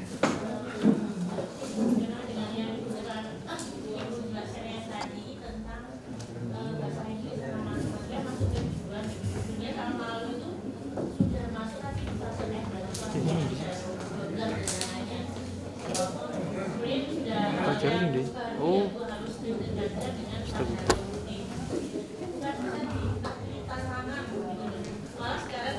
Masuknya sudah kelas 10, berarti kan sudah kayak kita sebagai guru bahasa Inggris itu harus kayak mengenal kayak seperti harus tahu kamusnya. Kalau di bahasa Inggris itu namanya English for Specific Purpose ya, ESP, dan itu kalau kita kuliah tuh misalnya English for Business itu butuh 1 semester Bu, English for Business aja. Sementara kita 8 program ya Bu. Itu buat tantangan sebenarnya. Kalau dibilang sulit ya tantangan, pokoknya mau nggak berubah sebenarnya sama Bu, bisa aja kita stay gitu aja, tidak ada yang berubah. Tapi kalau kita kan inginnya berubah ya itu mungkin ibu bisa memberikan tips yang pertama yang dari MGFS bahasa Inggris supaya nanti kami bisa mengintegrasikan dengan startup mulai awal gitu, supaya tidak terlihat berat dengan banyaknya program. Kita bisa mengintegrasikan bahasa dan bahasa Inggris dengan jurusan itu. Ya, terima kasih kembali Ibu. Pertama, saya memberikan solusi saja, pasti saya bukan jawaban. Dari cerita sekolah-sekolah teman lain gitu, praktik baik bisa dijadikan alternatif. Pertama, Bapak Ibu, yang pertama harus kolaborasi dulu itu ya. Coba misalnya bareng. Ini CP-nya elektro misalnya. Terus Ibu sambil duduk melihat CP-nya bahasa Inggris. Kira-kira hal mana yang bisa dikolaborasikan ketika saya mengajar, ketika Ibu bahasa Inggris mengajar, masuk di pas CP mana itu nanti yang bisa diintegrasikan. Misalnya dalam hal tugas atau proses gitu ya. Itu yang pertama. Kemudian yang kedua, bisa jadi gini, misalnya di sini ada 8 konsentrasi ya Bu. Kalau Ibu nanti harus masuk ke 8 itu susah. Nah itu ada yang menerapkan gini. Misalnya guru bahasa Inggrisnya ada berapa Bu? Nah 4. Misalnya dibagi 4 itu 2-2. Ibu konsentrasi di elektro dan TKJ misalnya. Jadi nanti kalau toh harus punya banyak kreasi itu nggak banyak 2 gitu ya. Itu kan cara. Ibu di 2 yang lain dan seterusnya gitu. Tapi memang ekstrimnya memang harus punya banyak bank. Contoh tadi terkait semua itu ya. Tapi kalau sulit itu caranya. Ya 1 semester kalau kuliah memang iya Bu ya. Nah tapi ini kan sebenarnya disesuaikan dengan CP atau materi yang esensial saja kan.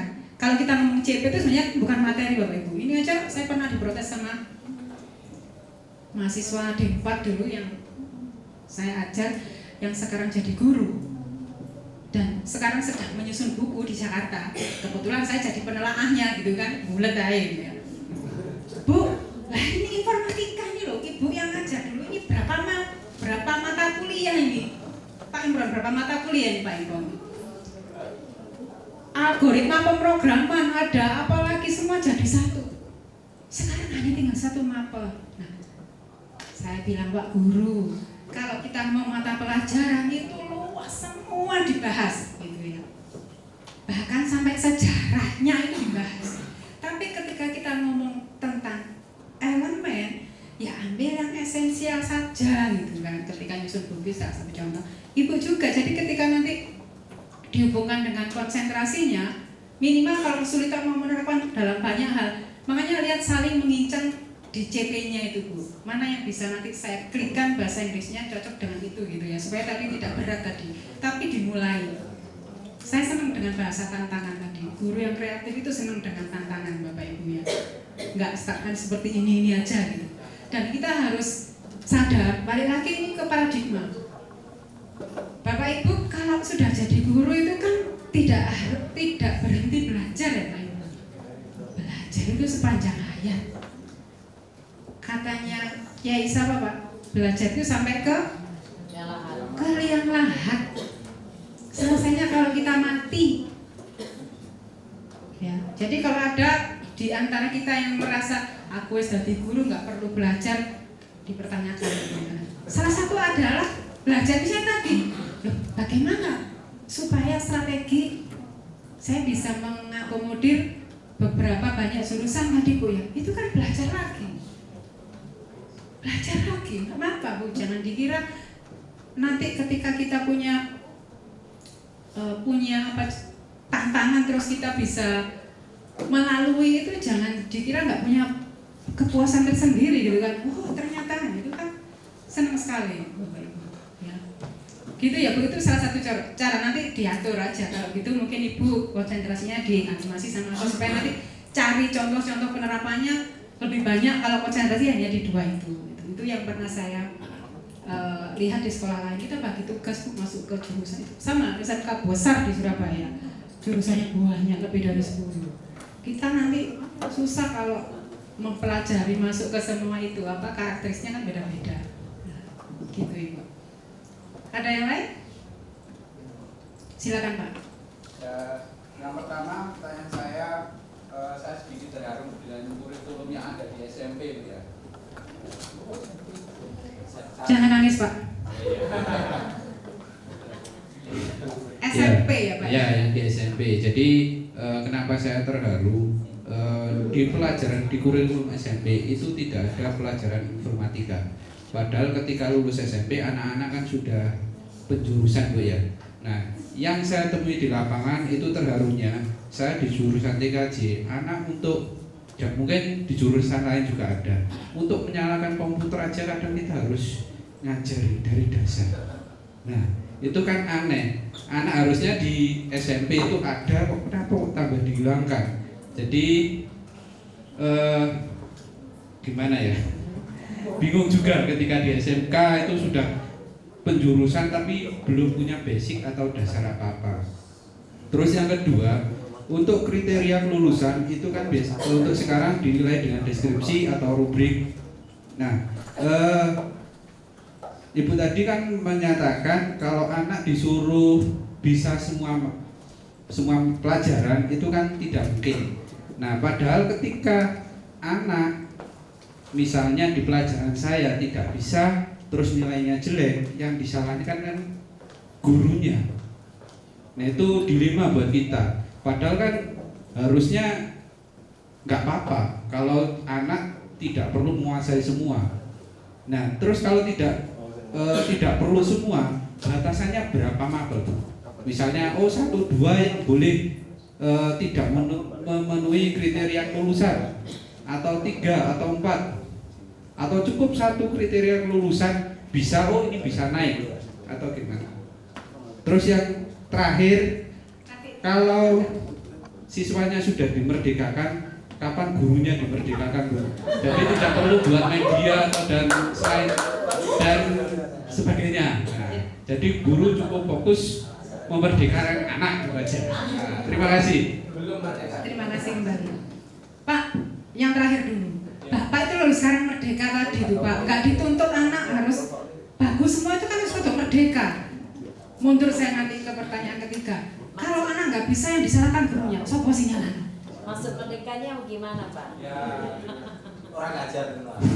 Makanya sekarang semua diberikan sosialisasi itu supaya paradigmanya semua tahu ya, berubah gitu, bahwa anak itu unik. Jadi nanti supaya di sini minimal semua sadar kalau ada anak yang nggak bisa, nggak apa-apa. Tapi Bapak sudah melakukan treatment kan gitu ya? Udah, berarti merdeka. Nah, jadi nanti nggak ada yang boleh nyalahkan guru nih, berarti dia gurunya tadi belum merdeka juga gitu ya. Jadi merdeka itu artinya Bapak Ibu sekarang, misalnya contoh di modul aja atau RPP, sekarang Bapak Ibu nggak harus buat yang seperti dulu 13 komponen lengkap gitu ya. Ada versi sederhana. Kan selama ini jadi keluhan, kapan saya ngajarnya Bu? Disuruh buat RPP terus, pret gitu ya. Padahal, yo tak penting nggak RPP copy paste saya kok. Itu sebagian Bu. Ya, sebagian besar maksudnya gitu. Dan RPP kalau mau jujur, kapan sih buatnya? 1 tahun sekali atau paling cepat 1 semester gitu. Kok mesti alasannya banyak administrasi RPP, sangat santai Pak Guru ya. Oke, mundur lagi. Jadi saya sudah melihat sekarang di kurikulum ini justru guru merdeka, Pak. Sama-sama merdeka. Jadi ketika Bapak Ibu memerdekakan siswa, juga memerdekakan Bapak.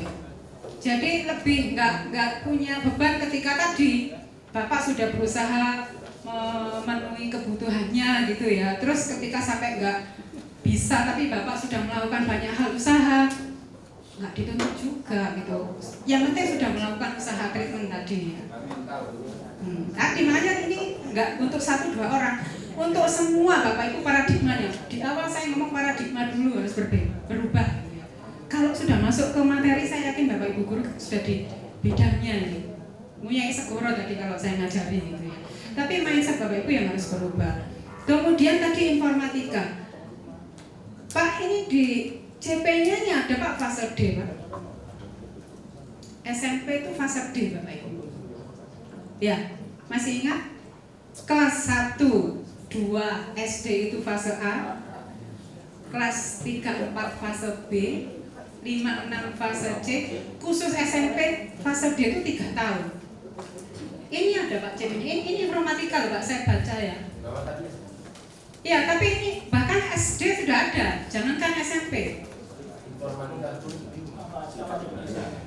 Nah, justru itu tadi yang Bapak keluhkan. Sekarang diakomodir di sini. Mungkin dulu memang belum Pak, tapi ini kurikulum yang baru mengakomodir Pak. Ini loh. Ya, jadi terbantahkan yang tadi Bapak sampaikan. Harusnya SMP dapat, sekarang diakomodir Pak. Iya, untuk SD itu cuma kelas 6 semester 2 kalau nggak salah. Jadi ketika menjelang ujian itu baru anak-anak diajari. Kenyataan di lapangan seperti itu yang saya ketahui. Iya, tapi sekarang sudah jelas ini peraturan bisa dibantah, gitu ya. Ini ya. CP, kita lihat capaian informatika, kita lihat Bapak Ibu. Ini rasional ya. Kemudian kan berarti produk yang Bapak ajar produknya kurikulum 2013. Ya enggak? Nah, makanya hal-hal yang tadi tidak sesuai zamannya, nah, gitu, sekarang sudah diperbaiki. Kita lihat sekarang. Ini tujuan, kemudian karakteristik. Nah ini ya, kan ini elemennya, semua sama elemennya Pak. Dari SD tadi, kita lihat ini sebentar. Maksudnya saya kira nggak seperti itu Bu. Fase A, ini fase A ini kelas 1 SD loh, dapat loh Pak. Itu kan kalau menerapkan sekolah penggerak sekolah ya. Misalkan ada SMP yang tugas yang belum tidak. Itulah, saya langsung potong. Itulah sekarang pemerintah meminta sekolah itu gitu kan mulai. Jadi kalau toh sekarang belum, tapi prinsip-prinsip yang ada di kurikulum merdeka supaya dilakukan, supaya mulai transisi tadi gitu loh Pak. Nggak bisa nanti sekolah yang K13 sampai terus aku K13 terus nggak bisa. Maksimal 2024 semua sekolah sudah harus pakai kurikulum merdeka. Ya, makanya sekarang belajar dulu dari mandiri belajar, berubah tadi nanti 2024 semua harus pakai ini atau berbagi tadi. Nah, gitu ya Pak ya. Jadi sekarang ini mulai SD. Ini fase A tadi itu SD ya. Kita bicara informatika. Kelas 1 sampai kelas 2. Kita lihat CP-nya. Lu ada ini, berpikir komputasi ada, TIK ada. Sistem komputer aja yang nggak ada karena ini kan agak rumit tentang cara kerja komputer ya. JKI ada algoritma pemrograman ada, tapi versi sederhana pasti versi SD. Ada loh Pak. Lo minimal menjelaskan ya, yang namanya algoritma jangan dikira. Kenapa sebenarnya anak didik kita diberikan materi algoritma pemrograman itu? Supaya berpikirnya itu logis, sebenarnya mengarah ke sana. Bukan berarti harus bisa pemrograman, bukan. Tapi versi anak SD tadi di sini nih menjelaskan kejadian dengan runut dan logis. Itu kan sebenarnya ke arah pola pikir itu ya. Iya, dengan bahasa sederhana. Ini misalnya ya. Tapi ya, ini tidak ada DSI, PLP tidak ada. Fase B loh ada Pak, ini lengkap Pak. Terus fase B itu kelas 3-4 ya. Fase C kelas 5-6. Ini ada. ini CP-nya. Nah, sekarang di fase D, ini kelas 7, 8, 9 itu kelas 1, 2, 3. Nah, ini ada Pak. Nah, makanya terus ketika sekarang posisinya di SMK pun, ya fase E ya, itu masuk di semua program keahlian. Dulu bahkan ada yang protes, kenapa anak otomotif diajari informatika? Kenapa anak elektro diajari informatika? Sebenarnya kalau Bapak Ibu lihat detail materinya, boleh tanya Pak Imron nih yang ngajar nih. Seperti apa CP ini apa? Berpikir komputasi. Itu sebenarnya supaya tadi loh, anak itu berpikir logis. Jadi kalau anak elektro nanti bagaimana dia bisa mengerjakan terkait elektro tadi dengan runut pola pikirnya gitu. Jadi sebenarnya mengajari ke arah pola pikir, logika berpikir gitu ya. Ketika kami dulu masih punya D4 Bapak Ibu, itu tesnya sederhana. Saya kalau ngetes anak, Bapak Ibu tahu di tempat kami dulu sampai 7 angkatan ada D4 itu. Tapi setelah itu sama Jakarta suruh nutup, nggak boleh. Kok katanya kok apa? Mengambil tugasnya perguruan tinggi gitu ya. Tapi STAR kan bukan kami gitu. Padahal lulusan kami itu luar biasa karena satu kelas 15 orang, jadi intens kami mengajarnya. Kuliah itu jam 7 sampai jam 4 sama dengan jam kerja kami gitu. Jadi, nah itu tapi tes masuknya juga ketika saya ngetes logika berpikirnya sederhana. Ada tes wawancara, saya tanya, adik, kalau kamu disuruh orang tua beli sesuatu di toko, terus barangnya nggak ada, apa yang kamu lakukan? Ada yang menjawab, ya pulang Bu. Tapi ada yang kalau anak berpikirnya itu logis gitu ya, artinya logis itu kan nggak berarti ya harus benar.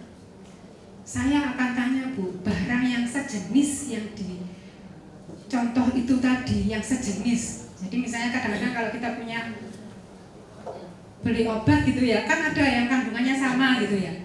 Loh itu kan sebenarnya pola pikir sebenarnya. Masa nggak ada, pokoknya mulai. Nanti balik lagi itu kan nggak apa efektif. Nah, sebenarnya itu contoh sederhana bahwa berpikir komputasi itu penerapannya salah satunya seperti itu. Itu nanti bisa diterapkan dalam banyak hal. Gitu. Tapi itu contoh yang sederhana. Lu mau masuk kuliah itu masih bisa jawab gitu. Ya pulang Bu, nggak ada barangnya gitu. Padahal kan bisa. Atau ada yang jawab, saya akan cari ke tempat lain. Atau saya, kalau ke tempat lain nggak ada, saya cari merek lain pun nggak apa-apa, tapi kandungannya sama. Itu kan sudah menunjukkan anak kritis dan tidak sebenarnya. Ya. Itu salah satu contoh. Gitu ya Pak. Jadi terkait informatika tadi, kalau menyalakan komputer nggak bisa. Kalau memang di SMP belum dapat, yo dimaklumi Pak. Tapi nanti dengan kurikulum merdeka ini harapannya, enggak lah, Bapak sudah siap pakai nanti ngajarnya. Ya. Tapi Pak, maaf ini, itu tantangan loh. Kalau ngajar dari nol nggak bisa terus dia bisa, itu kan kepuasan ya. Kasihan saya maksudnya. Kasihan diri sendiri. Iya, maksudnya kasihan Bapak. Pak, jadi kenapa sih kalau pemerintah punya termasuk kebijakan sekarang bukan memutasi, merolling ya guru-guru yang saya paling mendengar agak keluhan benar itu SMA. Yang dulu ngajar di SMA 3, SMA 4, SMA 1 kan sekarang di rolling ke pokoknya diputar. Mereka banyak mengeluh. Sekarang saya ngajar di SMA sekian itu, wah anaknya rodok kendo Pak, bahasanya ekstrimnya itu rodok kendo, wes wangil. Katanya Pak Menteri waktu itu, cek kapok gitu. Nah, kamu selama ini ngajar terus di SMA 3, maksudnya SMA yang tadi bulan ya, gak usah mbok ajar, gurunya turu ya, wis pinter kan gitu ya. Saya ini justru tantangan ketika kamu ngajar anak yang gak bisa terus nanti menjadi bisa, itu kan luar biasa ya Pak ya. Nek ane wis pinter terus dijarno ya iso dhewe itu ya biasa Pak. Nah itu contoh bahwa kenapa yang dari gak bisa ambil positif.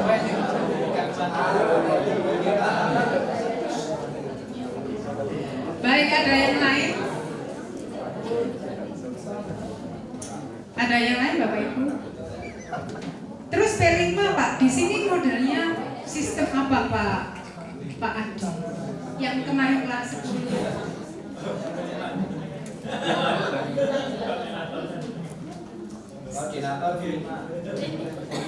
Koordinator itu identik dengan 2 JP tambahannya Bu ya? 2 JP per minggu ya? Iya. Oke, gimana Bu?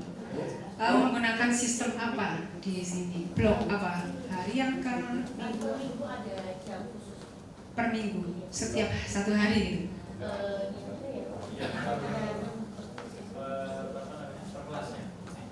Per kelas? Ya, bloknya berarti 1 hari, misalnya tiap hari Jumat gitu? Oh ya, itu namanya blok harian ya? Jadi berdasarkan struktur kurikulum yang ada itu dikumpulkan itu kan 8 ya? 8 per minggunya ya? Oke. Nah, kemarin ada banyak pertanyaan, kenapa sekarang bukan yang tahun lalu P5BK, sekarang hanya P5. BK-nya kok hilang gitu tadi kalau kita enggak.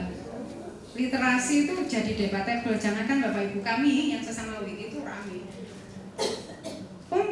Paling penting SMK itu ya BK, budaya kerja, kenapa dihilangkan?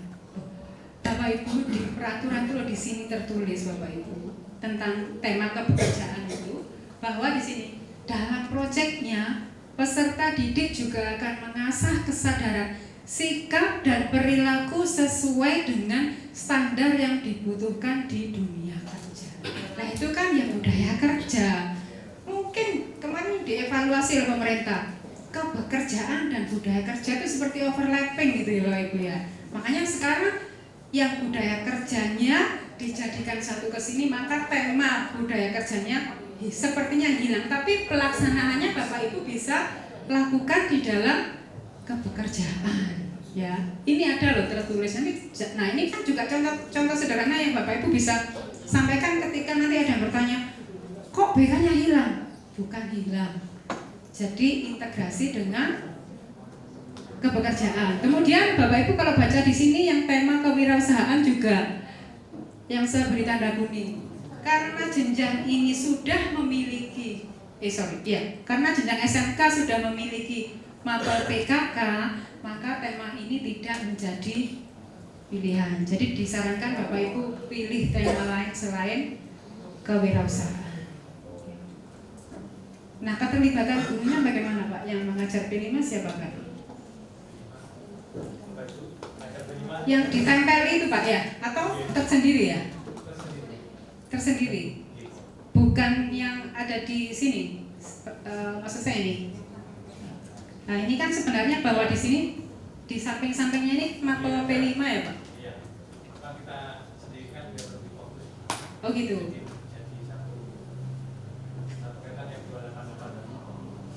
Oh ini ya. Berarti Bapak Ibu yang ada di sini misalnya bahasa Indonesia ini kan kalau kita bagi dalam 36 minggu ini kan ada 3 ya. Terus P5-nya ada 1 JP. Berarti guru bahasa Indonesia hanya mengajar bahasa Indonesia 3 JP saja. Tapi tidak masalah dengan terkait 24 jam per minggu ya Pak? Kalau untuk yang di Cabutingnya nggak bisa pisah. Nah ya kan jadi satu. Kan memang sebenarnya kalau di struktur kurikulum ini kan beban guru bahasa Indonesia itu tidak 108 ini tapi 144 kan. Nah, ketika yang mengajar guru lain bagaimana maksudnya? Tidak ada masalah untuk yang di Cabutingnya. Oh, udah bisa ya. Oke. Baik, apalagi ya kira-kira yang jadi masih ganjalan misalnya. Bu, mau tanya yang P5 itu. Oh iya, masih ada Bu yang tanya Bu ya. Bukan saya loh Bu ya. Sudah selesai. Apa Anda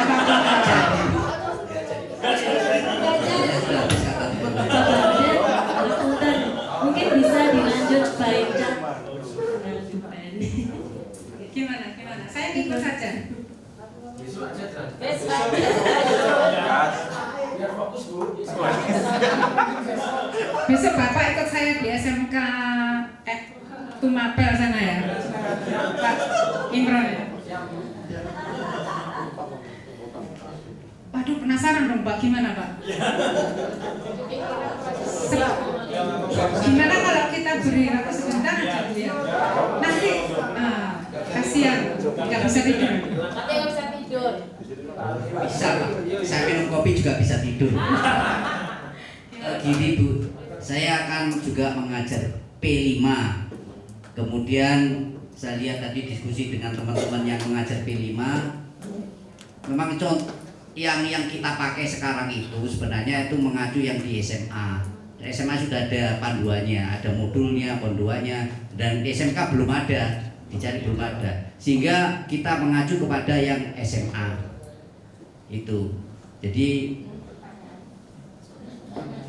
sehingga saya kemudian ngomong-ngomong dengan Pak Maksum, maaf, Pak Maksum juga pernah instruktur untuk P5 sebenarnya yang sempat di Jakarta sana dan belum sempat menjadi instruktur sudah pertanyaan gini. Pak Maksum itu dulu yang kepala sekolah di sini. Jadi saya bingung antara yang dimaui Pak Maksum, bukan yang dimaui, Pak Maksum memberikan arahan kepada saya, kemudian yang di yang panduan di SMK juga sebenarnya kalau dirunut mungkin hampir sama. Cuman akhirnya saya memberikan kesimpulan kata Pak Maksum, sebenarnya ini adalah pengganti P4 karena dulu karakternya bagus, sekarang sudah mulai berubah sehingga pemerintah tidak mau meniru kalimat langsung, istilahnya adalah profil pelajar Pancasila. Sebenarnya dulu ada P4, dulu waktu zaman kita itu ada P4, ada PMP dan P4 sehingga dianggap akhlaknya bagus. Jadi akhirnya mensewu ngapunten, akhirnya saya menerapkan antara keduanya. Artinya saya tetap berlandaskan kepada profil Pancasila menurut Pak Maksum, yaitu satu, berketuhanan dan berakhlak mulia, mandiri, kreatif, kritis, bergotong royong dan sebagainya. Saya terapkan, saya ramu menjadi ramuan apa Pak? Misalkan juga maaf untuk teman-teman kalau ditanya apakah Pak Bardin mengajar apa, yang kemarin didiskusikan itu belum saya ajar sama sekali. Jadi saya masih melaksanakan yang bagaimana supaya 6 prinsip profil pelajar Pancasila ini diterapkan. Ya, dimensi itu diterapkan. Misalkan berketuhanan dan berakhlak yang mulia. Saya terapkan, anak-anak saya suruh, belum tidak sholat belum. Jadi saya suruh wawancara ibunya, misalkan dengan pertanyaan apa yang membuat ibu kalian marah, apa yang membuat orang tua kalian merasa bangga dan senang. Saya suruh kumpulkan, kemudian mereka wawancara orang tua, kemudian didiskusikan di kelas. Dari situ saya masuk. Ya semacam itu. Jadi saya belum masuk ke yang seperti yang di SMA punya. Maksud saya ibu sebagai BOE, sebagai sebagai instruktur ya. Mohon kiranya nanti di SMK itu juga diberikan semacam pegangan panduan untuk mengajar seperti yang di SMA. Terima kasih. Terima kasih kembali Pak. Dimensi, namanya 6 itu dimensi tadi Pak ya, profil pelajar Pancasila. Terus Pak, masalah tema itu sebenarnya itu berlaku untuk semua memang, bukan berarti kita itu ikut SMA. Jadi gini, tema-tema yang sudah disiapkan oleh pemerintah Pak itu berlaku untuk semua, bahkan SD, SMP, SMA, SMK itu ini Pak. Ya. Ini semua berlaku, tetapi ada keunikan di SMK, maka ada tema wajib yang harus dilakukan, yaitu kebekerjaan ini Pak, yang paling bawah ini. Nah ini harus ini. Jadi kelas 10 kan ada aturannya di 262. Bapak Ibu harus melaksanakan 3 tema kelas 10 ya. Satu diantaranya Bapak harus memilih tema kepekerjaan yang nomor 8. Yang 2, boleh Bapak itu pilih 1 sampai 6. Yang nomor 7 tadi karena sudah ada PKK tadi ya, mapel PKK supaya tidak overlapping, makanya memilih 1 sampai 6 yang pilihan. Tapi kepekerjaan wajib. Jadi bukan berarti kita ikut yang di SMA. Tema ini berlaku untuk semua jenjang. Tetapi untuk SMK ada tema wajib yaitu kepekerjaan. Gitu ya Pak. Kemudian kalau Bapak berbicara modul, sudah Pak disiapkan Pak. Mungkin Pak Adi yang maaf klarifikasi dulu ya. Pak, itu yang saya berikan di kita di ada MGFS yang P5 itu modulnya itu berdasarkan kami ngikutin di tek ada 10 orang termasuk Pak Kris ya. yang tanggal itu ya. Ini kan seperti ini. Itu memang untuk SMK karena sebelum Bintek juga untuk guru SMK. Jadi sebenarnya Sudah. Sudah Bapak. Kolaborasinya ditambah. Ini Pak, jadi sudah kan kalau sekolah yang masih tahap awal, jadi sebenarnya gini, pemerintah menyadari ini hal baru. Mapel, malah tempo hari namanya kan mapel tersendiri di bawah gitu ya. Mapel kok project P5. Maka pemerintah sudah menyiapkan modul ajarnya, Bapak tinggal melaksanakan atau memilih yang ada di sini. Contohnya ini kepekerjaan Pak. Jadi yang kepekerjaan itu misalnya Bapak memilih di awal misalnya proyeknya ini. Nah, misalnya ini membangun visi mimpi siswa. Nah, ini misalnya ini bisa Bapak Ibu langsung lakukan. Nah, ini langsung bisa Bapak Ibu contoh Pak. Jadi misalnya selama 24 JP, berarti kalau kita sistemnya 8 hari per minggu ya Bu, 8 jam ya. Berarti ketemunya 3 minggu, maksudnya Jumat ini, Jumat depan. Yang dilakukan tinggal memilih ini Bapak Ibu, tinggal mencontoh ini sebenarnya. Ada persiapan, pelaksanaan, ada tugas. Sudah ada Pak, tidak hanya kepekerjaan. Semua yang dari tadi tim koordinator sudah menyampaikan pasti sudah punya ini ya Bu ya. Contoh yang ini kan sudah ya, tema-tema ini kan. Nah, ini Pak yang bisa jadi pegangan. Kemarin dari strukturnya itu modul itu boleh Modifikasi sesuai dengan kondisi. Ya. Jadi tidak Jadi gini, modul yang disediakan itu boleh dijadikan referensi Pak. Itu tadi di awal biasanya yang kelas 10 belum pernah melakukan kan masih bingung. Tinggal nyontoh yang tadi. Hanya modifikasinya mungkin kalau di situ tadi 24 jam, sudah sini pakai 16 jam gitu cukup. Tapi nanti harapannya ketika sudah tambah tahun seperti di sini skema lanjutan ya Pak. Diharapkan punya ide dari proyek itu sendiri, tidak mencontoh yang dari pemerintah. Tadi disesuaikan dengan kondisi di sini.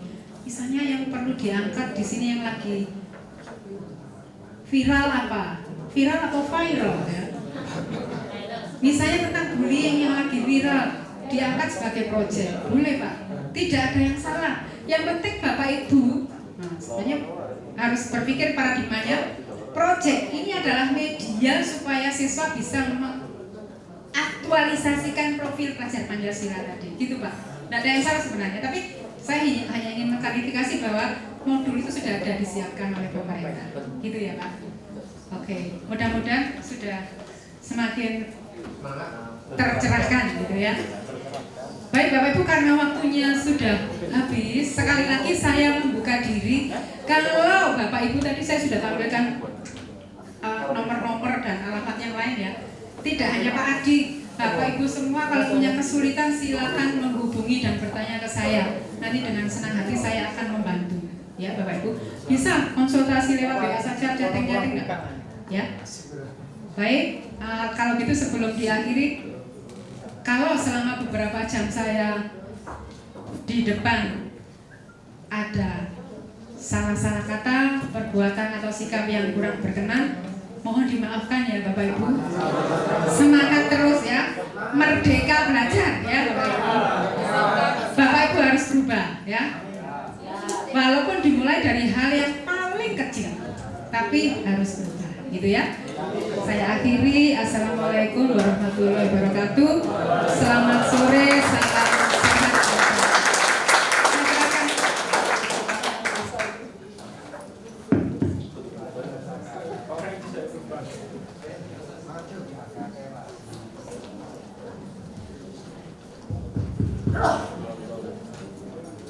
Alhamdulillah pemaparan materi disampaikan oleh Bu Penny sangat luar biasa. Sekali lagi kita berikan aplaus kepada beliau.